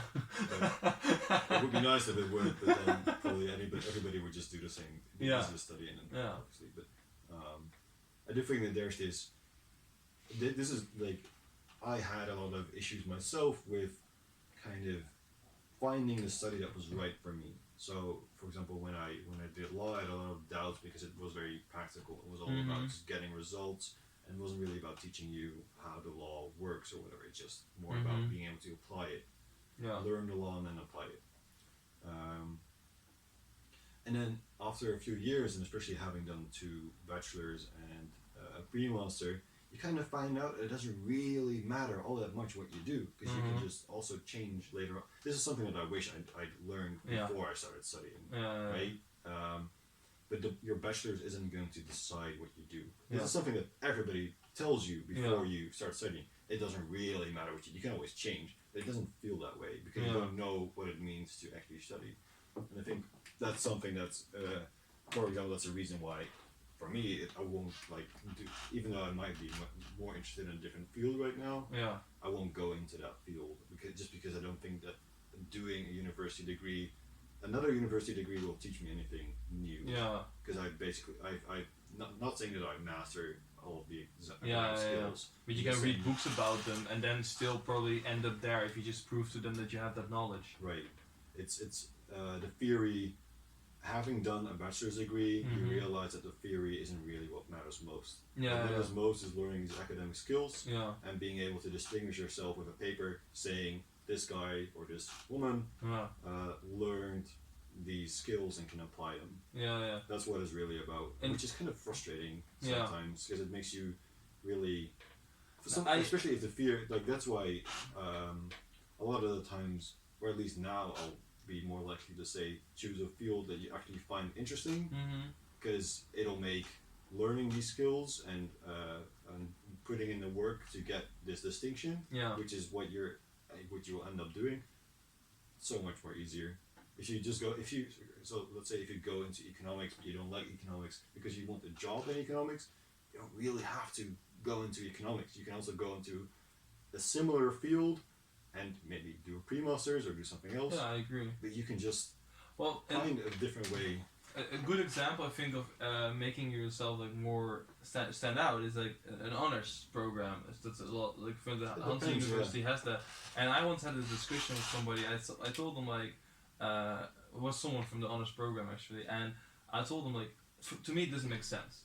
How is somebody who spends 10 extra hours a week on their study better in a sense than somebody who his parents don't earn enough, and he has to work a 16-hour job next to his study, so he doesn't have enough time to also do an honors program. That person works really hard and has more, in my opinion, in a way, honor in what he does. Or for instance, sports students are always the best, because sport management students, those people are, they often do fitness next to their study. It has everything to do with their study. But can you do an honors program because you do fitness? No, because it doesn't really make you stand out. But it's in my opinion, it's but what makes you stand out? And just because you read more books about your study, that makes you stand out? Well, I mean, for the honors program or for for the honor program, honors program. Because to me, if you there's an admission process which requires you to have better grades than other students. And to basically what an honors program is often that. At least in my study and in a lot of other studies, is that you basically apply at the start of your study, and throughout your study, every, I think, week or something, you need to do 4 hours or something, or 6 hours of extra studying, but you can often fill it in yourself, so it means you can read a book or prepare a lecture or whatever, So maybe it's a way to award people who are putting more effort into their studies, right? So let's say if you do a job on the side, if you have a job on the side, you can put that on your resume, and that'll be kind of the distinction that you have, the fact that you worked. Maybe, For a lot of employers, that kind of it matters. I think. I mean, obviously, I don't really have the experience, but I'd say that having a job during university also it shows something. Definitely, it makes you stand out. I find it college. If let's say. You and I have the same studies, but I I just get better grades, but you don't really see that on our resumes, right? You don't have a list of your grades, because that would just be very stupid to do that. So instead of having this list of grades, I have another title under it, which is basically that I did this honors degree, which is kind of that distinction. Yeah. Right. So I kind of understand what you're going for, but I also do. Yeah, I mean the thing for me with the honors is that if you look at like if you would, I think as a company, if you would have two resumes of somebody that works 16 hours a week on his resume and somebody that says honors on his paper, but no work. I feel like honors just sounds like you did your study in honors and you're hiring somebody for that study. Depends. I think it depends on the employer. Yeah, maybe, but I'm not sure. Like, and it depends on the person. If you go into a more academic field versus a more practical field. But for me, it's like I don't know. Like I sometimes just feel like it's kind of a weird, like, cause to me, like, do you really need that kind of? You know, I mean, like, the way I see it is like, cause I did a lot of extra things for my study and in general for my own development and for my own knowledge. Like, I read a lot of books. I tried a lot of different things. You know, I started my own business and just things like that. And I just, you know, I never asked anybody to give me extra stuff for that because the thing is, like, I just do it for myself. Like, I don't necessarily gonna put it on my CV or something. Like, it's just a bonus, really. Yeah, it's like, and that's the way. Like, why do we need to like honor people who want to do more things for their study? Like, cause I don't feel like that's needed. Cause people will do more for their study, and therefore will do better in school, and will therefore, you know, show in a solicitation that they're better. Like, I don't feel like you have to acknowledge people for that kind of thing. It's more of like, it's the only thing that the reward is already doing extra work because that will make you better at the job you're going to do.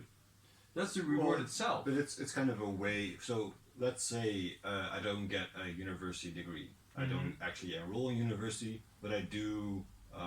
For some reason, I know the syllabus of every course, and I managed to get a copy of the exam of every test that I have to take. And I'm friends with the teachers, so they'll correct the exam for me. And I pass everything and do really well, but I just don't get the distinction, right? Basically, the person who does have the distinction, who doesn't, so the person who has the paper. Same knowledge, same everything. Exactly. The only difference is that they paid for something. They paid for the paper and I didn't, right?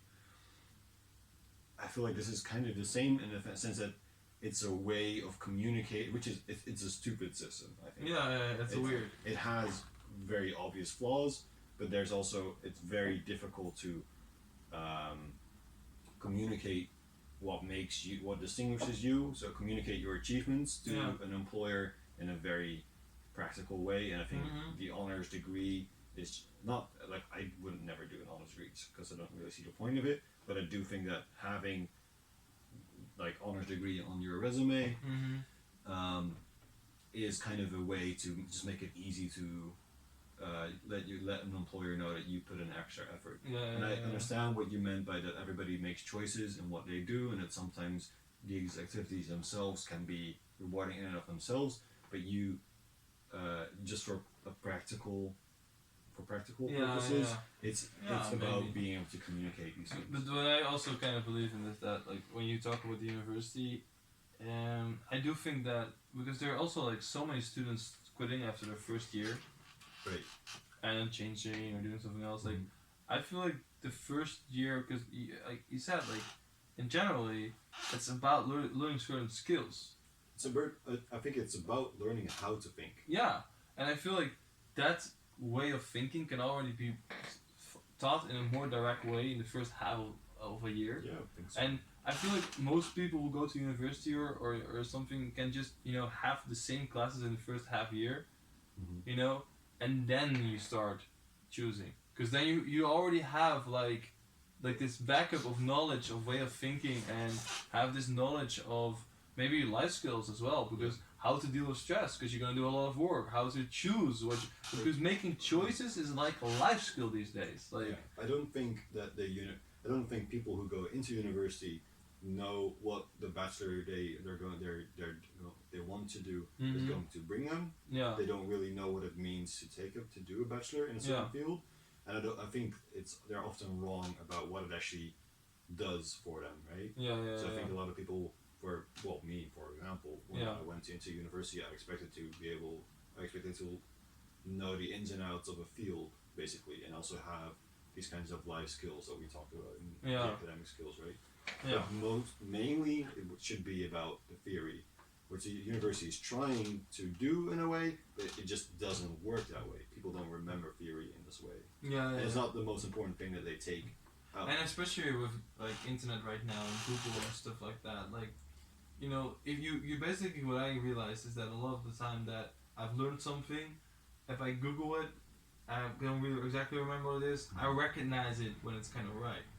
Like, it's not like I'm going to Google something about psychology and be like, oh, this is the way it is. Like, if I read something, I'm like, no, this is not right. Like, this is not the way I've learned it. Because recognizing, that's the way I've learned it as well in psychology. Like, you learn to recognize things because you make, like, a multiple choice exam. So you don't learn to remember it, you learn to recognize it. You learn how to make tests. Yeah, but also how to recognize things. Because, you know, you have A, B, C, D, and you have to just check the right answer. Right. So you recognize it. You don't remember it, you recognize the answer. Yeah. So later on in life, whenever you read something about psychology, it's like, oh, I recognize this.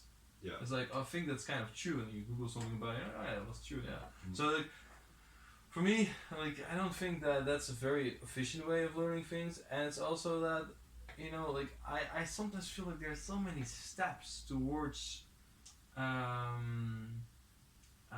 choosing things, and then, you know, a specialization, for instance, or a master's, like, right, and also, like, so lately I've been looking for masters. I don't know if you've been, because you do Pyramid Master, yeah. And what I know is a lot of like open masters and stuff like that.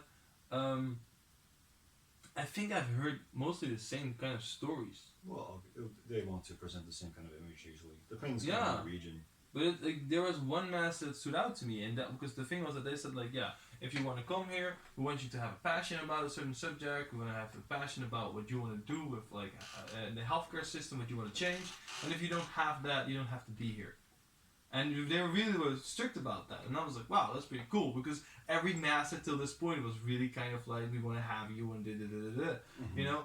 And to me that was really weird, because I feel like, you know, it's not about, you know, getting as many people into your study as you want. It's about getting people into your study that actually want to do your study.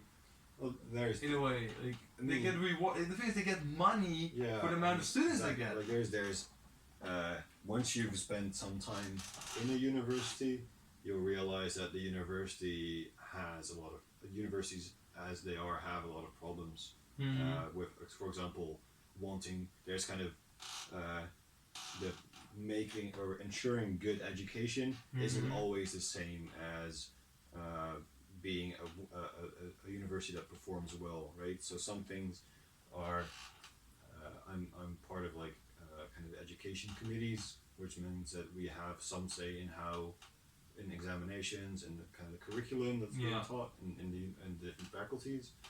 But there's a very strong, so for example, universities have to kind of explain what they do and why their education is good, which isn't really possible. Like, you can't really explain how well you do it. You have to have some kind of statistics, right? Yeah. But these statistics don't tell the whole story. Yeah. To really know how your university works, you kind of have to follow teachers and then talk to students. But there's just no practical way of doing that. So there's these weird systems in place which force a university, for example, like the fact that even having the amount of people who are in a master's program say something about how good the program is. That's weird. Is weird. That's really weird. But it's a very practical way of measuring it, which isn't really, again, it doesn't tell the whole story. Yeah, it's not a good way of measuring it at all. It isn't, no. But it's something that happens because a university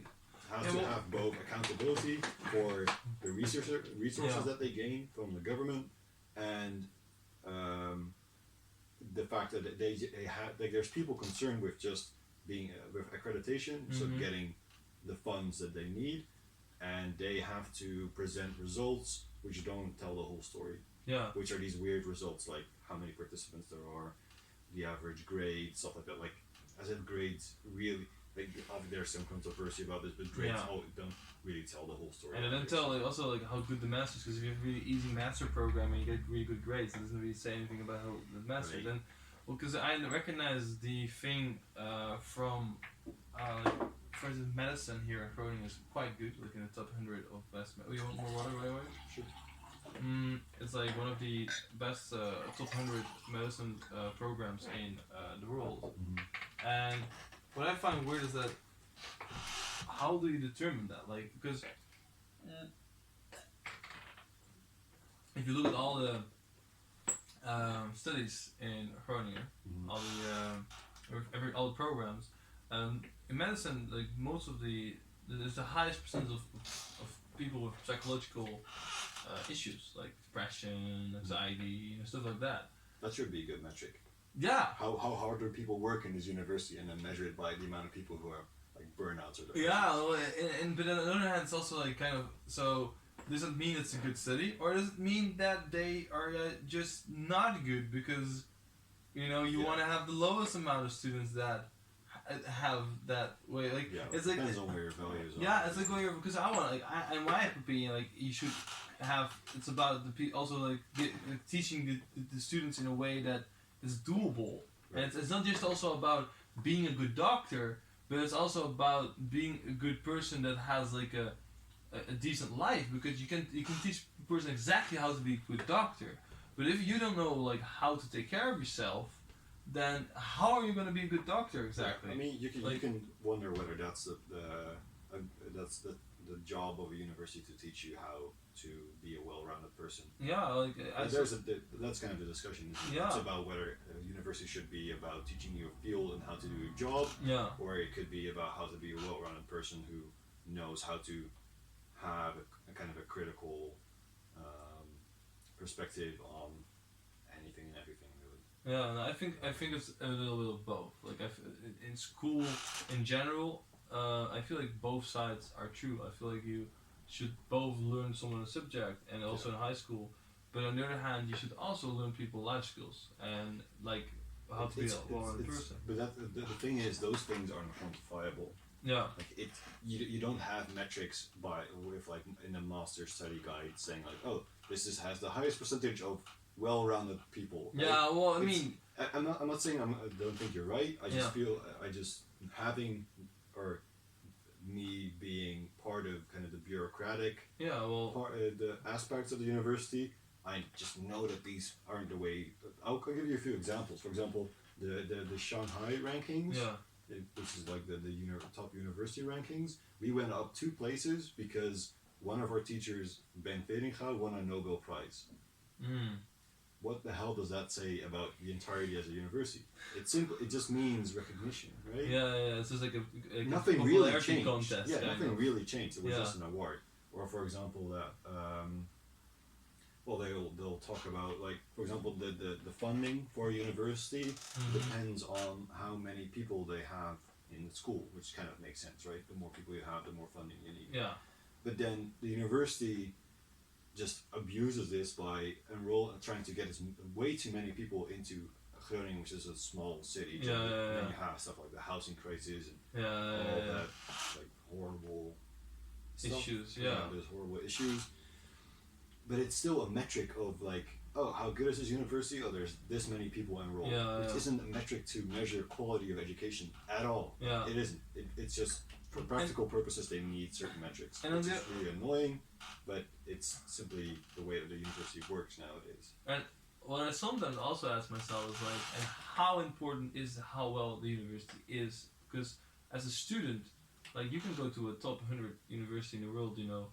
But the stupid thing is, if you go to like a top 500 university, like the number 500, there's still not enough knowledge in this university that you can ever take in your whole life. Like there's so much. I mean, there's so much knowledge, you know. And I mean, you can still buy books and stuff like, but it just again has to do with the value of the paper.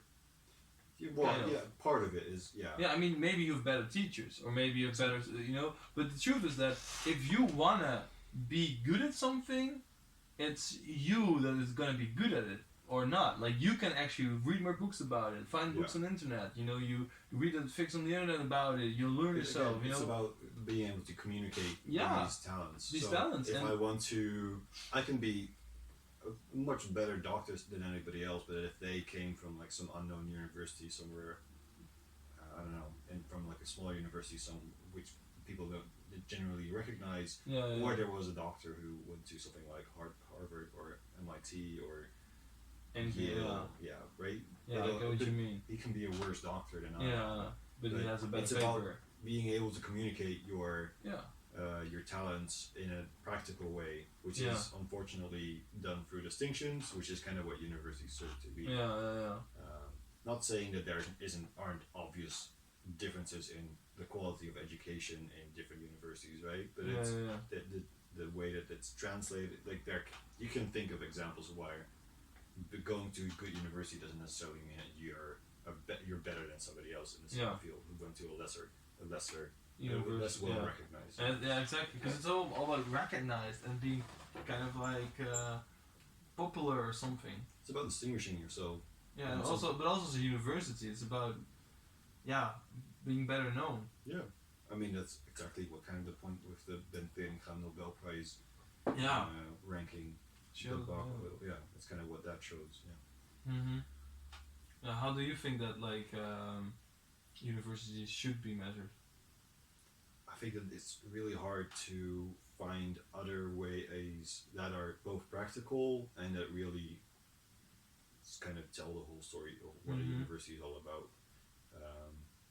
It's really hard to, for example, I had actually this meeting yesterday where I talked to government employees of the Ministry of Education, and they basically wanted to know how do we ensure quality of education, which was kind of stupid in and of itself because they'd never been to the university before. They just talked to a few people and we tell them a story, right? And we give them numbers, and we give them some weird, vague ambitions, like, oh, we want to make learning communities, right? So what the hell does that mean?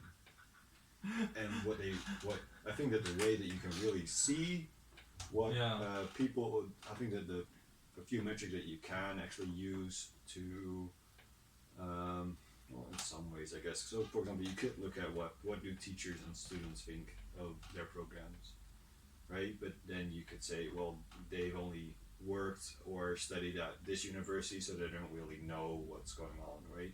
Maybe some people are just more likely to give higher grades to the same course than other people, meaning the ranking would also be kind of artificially, it would be subjective. Right? So there's a lot of, I'm not saying that there's, I think that there can be certain improvements. I just really don't know where you start with those things. There's also stuff like, for example, the average salary that a master's student earns after they've completed a certain master's is a metric that people use to determine how well a program is, how good it is. Which is kind of odd, obviously, because it doesn't really say anything about the education, but think of a better way to do this, right? Think of a better way. You can be critical about it, but please help think about it as well, because it's a difficult issue. It is, and and again, like I just said that. If you really want to know what a university is like, you kind of have to follow teachers and students and see what they do. But obviously, the people who follow those teachers and students are going to have some notion of what they think quality education is like, which can be more or less towards the truth, depending on how you think of truths in these sense, right? Yeah. So maybe they have a certain. Maybe those people really do think that, or maybe those people think that. Communication between students and teachers is really important, and that's really what makes good education. And if they don't see that, then maybe they think, oh, this is not a very good program because teachers and students don't really communicate that well. Could be that says something about education. Could also be that it says nothing about education. Right? So having been on these bureaucratic kind of committees and stuff, the main thing that I take away is that it's really damn hard to make a good way of to quantify good education. Because you could also quantify in a way of like because now it's really you want it, like you earlier said, it's like you want to make students ready to be in a job, but if you look at like the job market right now and you ask people, because I read some research about it and I know some people who actually researched it, and they really said like there's no right now a bigger gap between people who just finish their studies and actually the people who start working, because we have to basically first teach them for a year how a job works, because they don't have any practical experience. They have no practical experience whatsoever. especially universities. And yeah, that's what I was told also when I was in law, is that basically if you want to be a lawyer, you have to go to a law firm, right? Yeah. I'm just teaching you theory here, not how to apply it. Yeah. It's a theoretical education, right? It's typical writing. It's a theoretical scientific education. Yeah. Except in contrast to like a more practical approach. Yeah, and you can wonder what's more important. That's why I feel like practical universities like the Hanze. I do think that there's like they started having master programs and stuff like that as well in recent years, and I really do believe that is gonna have a future because it's like in general those bachelor students have already a lot of more experience than.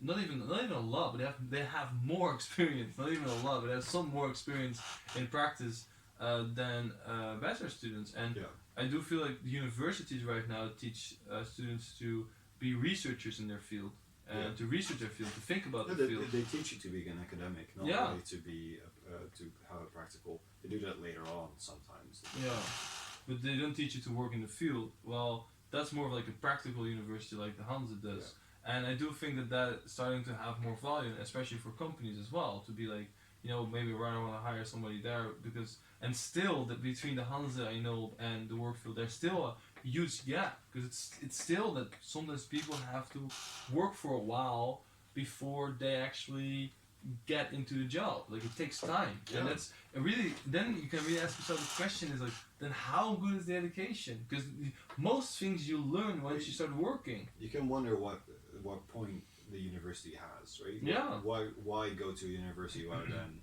an HBO or more practical?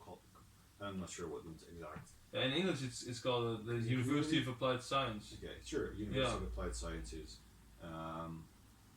You can wonder what the purpose is of doing one over the other. Yeah. I think that, like originally, university was more about being able to do research rather than having kind of a practical means. Like I really wouldn't be able to tell you what the difference is between a university, somebody with a university bachelor in economics and somebody with an applied science bachelor in economics. I doubt that's a very big difference. Yeah, and I think that, for instance, what I noticed is that, so I wanted to do a master right now, and what I really ask myself sometimes is, like, whenever I go to a master, it's like, well, what is it exactly? Because sometimes they have 1 year masters. Yeah. And I'm like, what is it that I'll learn here? Like, because to I feel like you should go for something practical. At least that's my opinion. Go for something that teaches you skills rather than more theory. Yeah, because the thing is, like, I've always had half a year of a master thesis at least. So it means that if you have half a year of a master thesis at least, what is it that I learn here? Because I can write a master thesis without you. Like it's usually about having, I think, knowledge in a certain area, right? So you specialize in a certain area, and that's what your master thesis is about. You have more knowledge than the average student in a specific field, and that's what makes you. For example, I'm trying to think of a good example. For example, if you have, Flores. Yeah. He did his bachelor's thesis in like hearing aids and having like certain, I'm not sure what the exact device is called, but he did basically bioengineering in for certain hearing for the hearing impaired. Yeah. So let's say he did a master's thesis on a very specific part of that, then that would make him more eligible for certain jobs within that region. So I feel like that's kind of, and the university kind of supports you in. Yeah. No, I agree. To seek out the specialization. But so it's doing research in your field, in a specific part of your field, and again being being different than other people because you have a little bit more knowledge, especially in that field, so you're hired in that field more often if you want to do research about it. But then when it comes to the practical sense of doing a master, like again in the University of Applied Science, for instance, then again I have something to say. So it's having more. I really feel like doing a master's on an applied science university is about having more experience. Having extra experience, and then you can, again, by doing the master in a certain direction that you want to go in, you can, turn the corner a little bit to also be a little bit more specific and having a little bit more experience in the thing that you want to do later on. And that way you're a bit different. But for the rest, like the experience you could have done by starting a company as well. I think it's about distinctions again. So it's also about where these distinctions matter. So one employer will value a bachelor's degree and then maybe 2 years of an internship more than a bachelor's degree and a master's in a specific field or discipline. Yeah. Right? And I feel like that's also kind of where, so like a lot of discussion is about like making people having the notion that the University of Applied Sciences is somehow less than the university, the regular university, because it's supposed to be less hard, right? So there's less theory to learn, the pressure is less. But and then people say like, oh well, there's no real difference because they learn other skills, which I think is true. But I don't think that employers generally look at it in that way, right? So if an employer has two candidates, one is a university law student and one is a applied sciences law student, because there's this notion of the university being kind of higher in the hierarchy. I think it despite it not having to be true, they'll more easily go for it because they'll think he'll be more qualified. Yeah. Or at least he'll earn more money more easily. Yeah, probably. I don't know. I think it's a difficult thing to tackle, and again, you have to look at what kind of the purpose of these institutions is in the first place. Because I feel like because we live in a capitalistic society, I feel like the applied science universities are going to be a little bit more important because the economy and the companies have more value in that than having value for people who are good at research. Like research is really important still, also for companies sometimes. Depends, kind of depends on the company and the fields, right? So but I feel like in general sense, I do think that in the future the applied universities are gonna just be a little bit more equal to the other universities that are focused on research. Like I feel like these universities are just gonna be equal to each other. Like societal value. Yeah, because in the Netherlands we're one of the only actually countries that still have a difference in it. Like there are other like countries in the world that have University of Applied Sciences and universities of research universities, and they are equal in that. Like if you get a bachelor here in the University of Applied Science and go to Germany, they see it as the same as a research. There's equal, but it's just a different value has it. But it's the same amount of equally seeing importance, you know. Right. And for every job you need something else. So, and I do think that's going to happen in the Netherlands as well in the future. I think the kind of the playing field is leveling out. Like stuff like how MBO students, like kind of lower college. Again, I'm not really sure about the the English terms.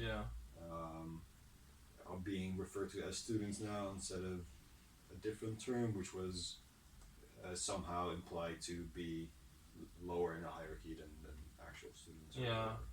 I do think that these things are people are recognizing that they're not. You shouldn't look at them in the exact same way, right? There's different. For example, like if somebody, like you wouldn't really compare somebody who went to a conservatory and learned, for example, like how to play an instrument really well with like a university degree, right? You wouldn't say, oh, this degree is better than this degree. And I feel like in the same way, you should kind of look at the different, like an MBO or applied sciences. Like you're not gonna like hire it doesn't really make sense to compare these things because you're learning different things. Yeah, you're not gonna like if you wanna. The only thing that you can compare it to is that maybe one is more difficult to do because it's more theoretical, but then again, like I can like this is something that's said often. Like I can't do a lot of things that people on the MBO do. Obviously, I don't know if I could learn them. And honestly, like you might be able to learn them, but it's just the fact that you can do them, and it's weird that they have learned things during their study that they still can do.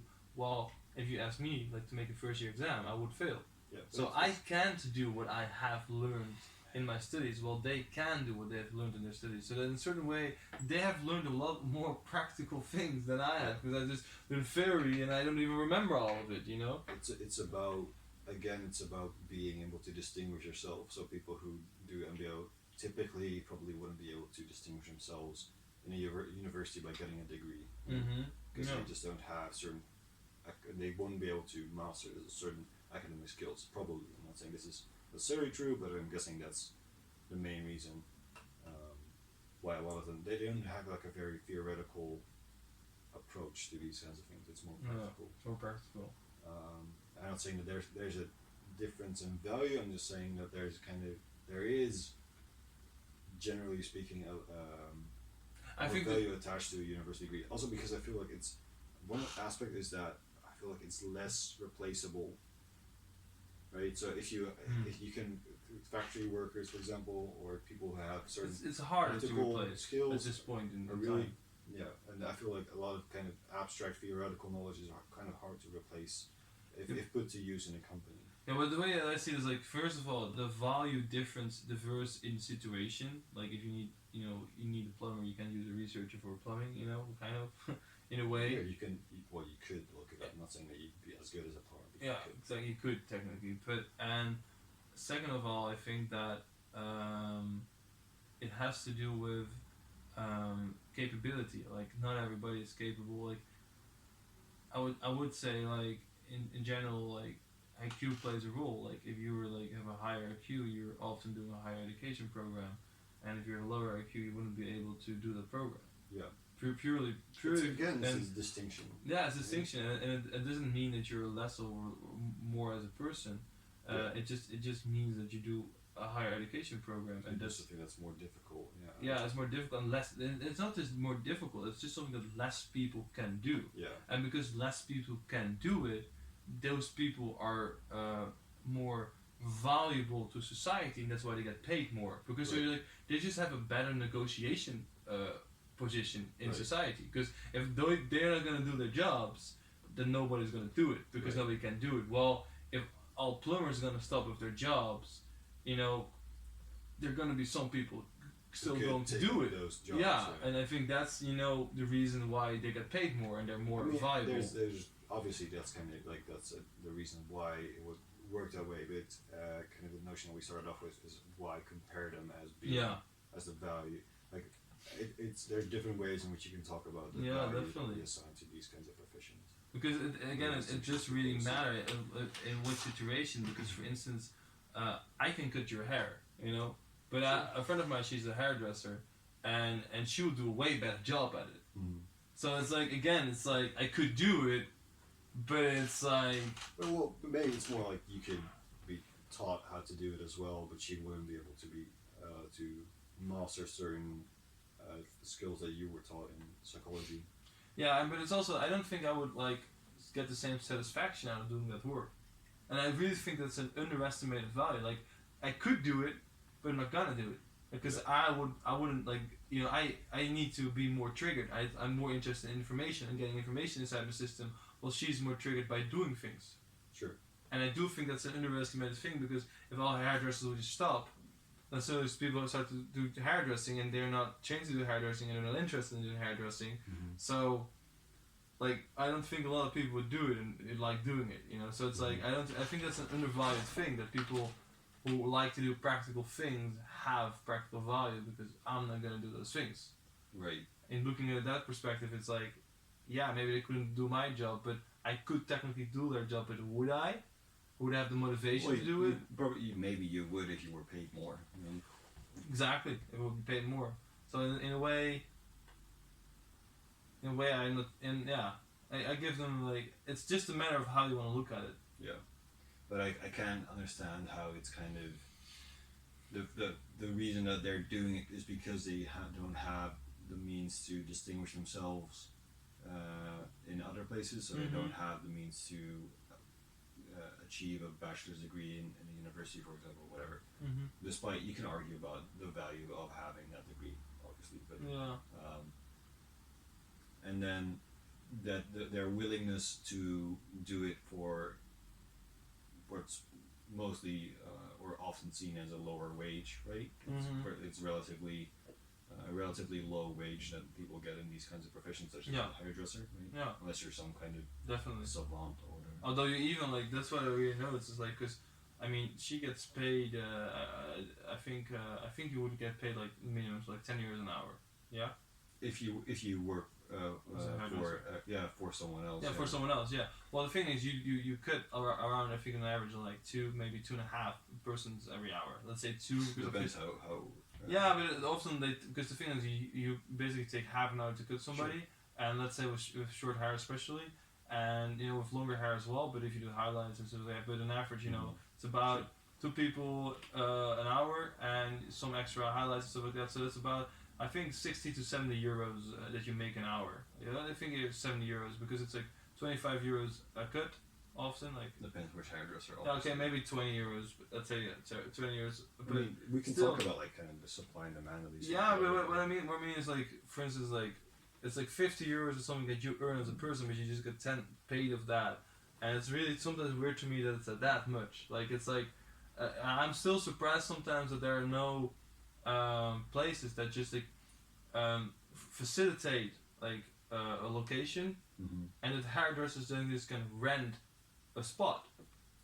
Like I was thinking about this one day, like you could just rent a place, put chairs and stuff in there, know nothing about hairdressing, and then just rent spots to hairdressers a month. Well, it's basically like the way that a lot of modern successful companies operate nowadays, right? So exactly. If you look at the most, there's a few examples of this, like the most successful taxi company in the world doesn't have any taxis, which is Uber.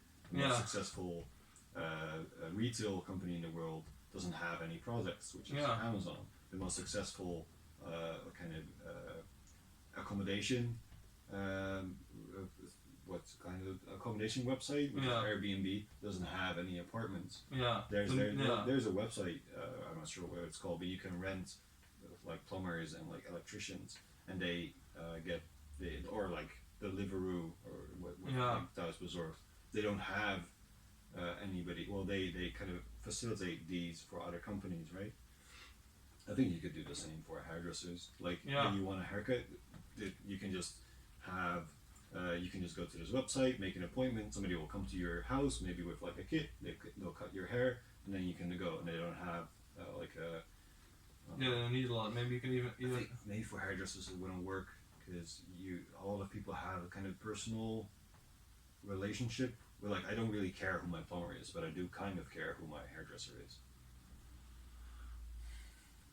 Yeah, but I do think that you can still, it's convenient that it comes to your house, that person. Yeah. If you could make that happen. I think there's plenty of people who wouldn't care, but I do feel like people would care more about who their hairdresser was than about who delivers their food. Yeah. Yeah. I really don't care who delivers my food, but I do kind of care about. Sometimes actually, delivering food or something is kind of awkward because then there's people are standing in front of your house and I'm like, "Hi, delivery," and I'm like, "Yeah. Oh, nice. Just this food," and I'm like, "Restaurant." And I'm like, "Yeah." I'm like, "You're just here to give me my food. Like, I don't want to have a conversation with you. That's not the goal here." That's not what they're paid for. Maybe they want a tip. I don't know, but in general, I'm a nice person to them. It's like, it's always like kind of funny to realize. But it's again like they're biking all around all the time, so I don't know. But it was a good talk. I think I think we spent plenty of time. I have no idea, to be honest, how much we spent, but it was good talking to you. See what it is. Well, let's see. Even kijken. 2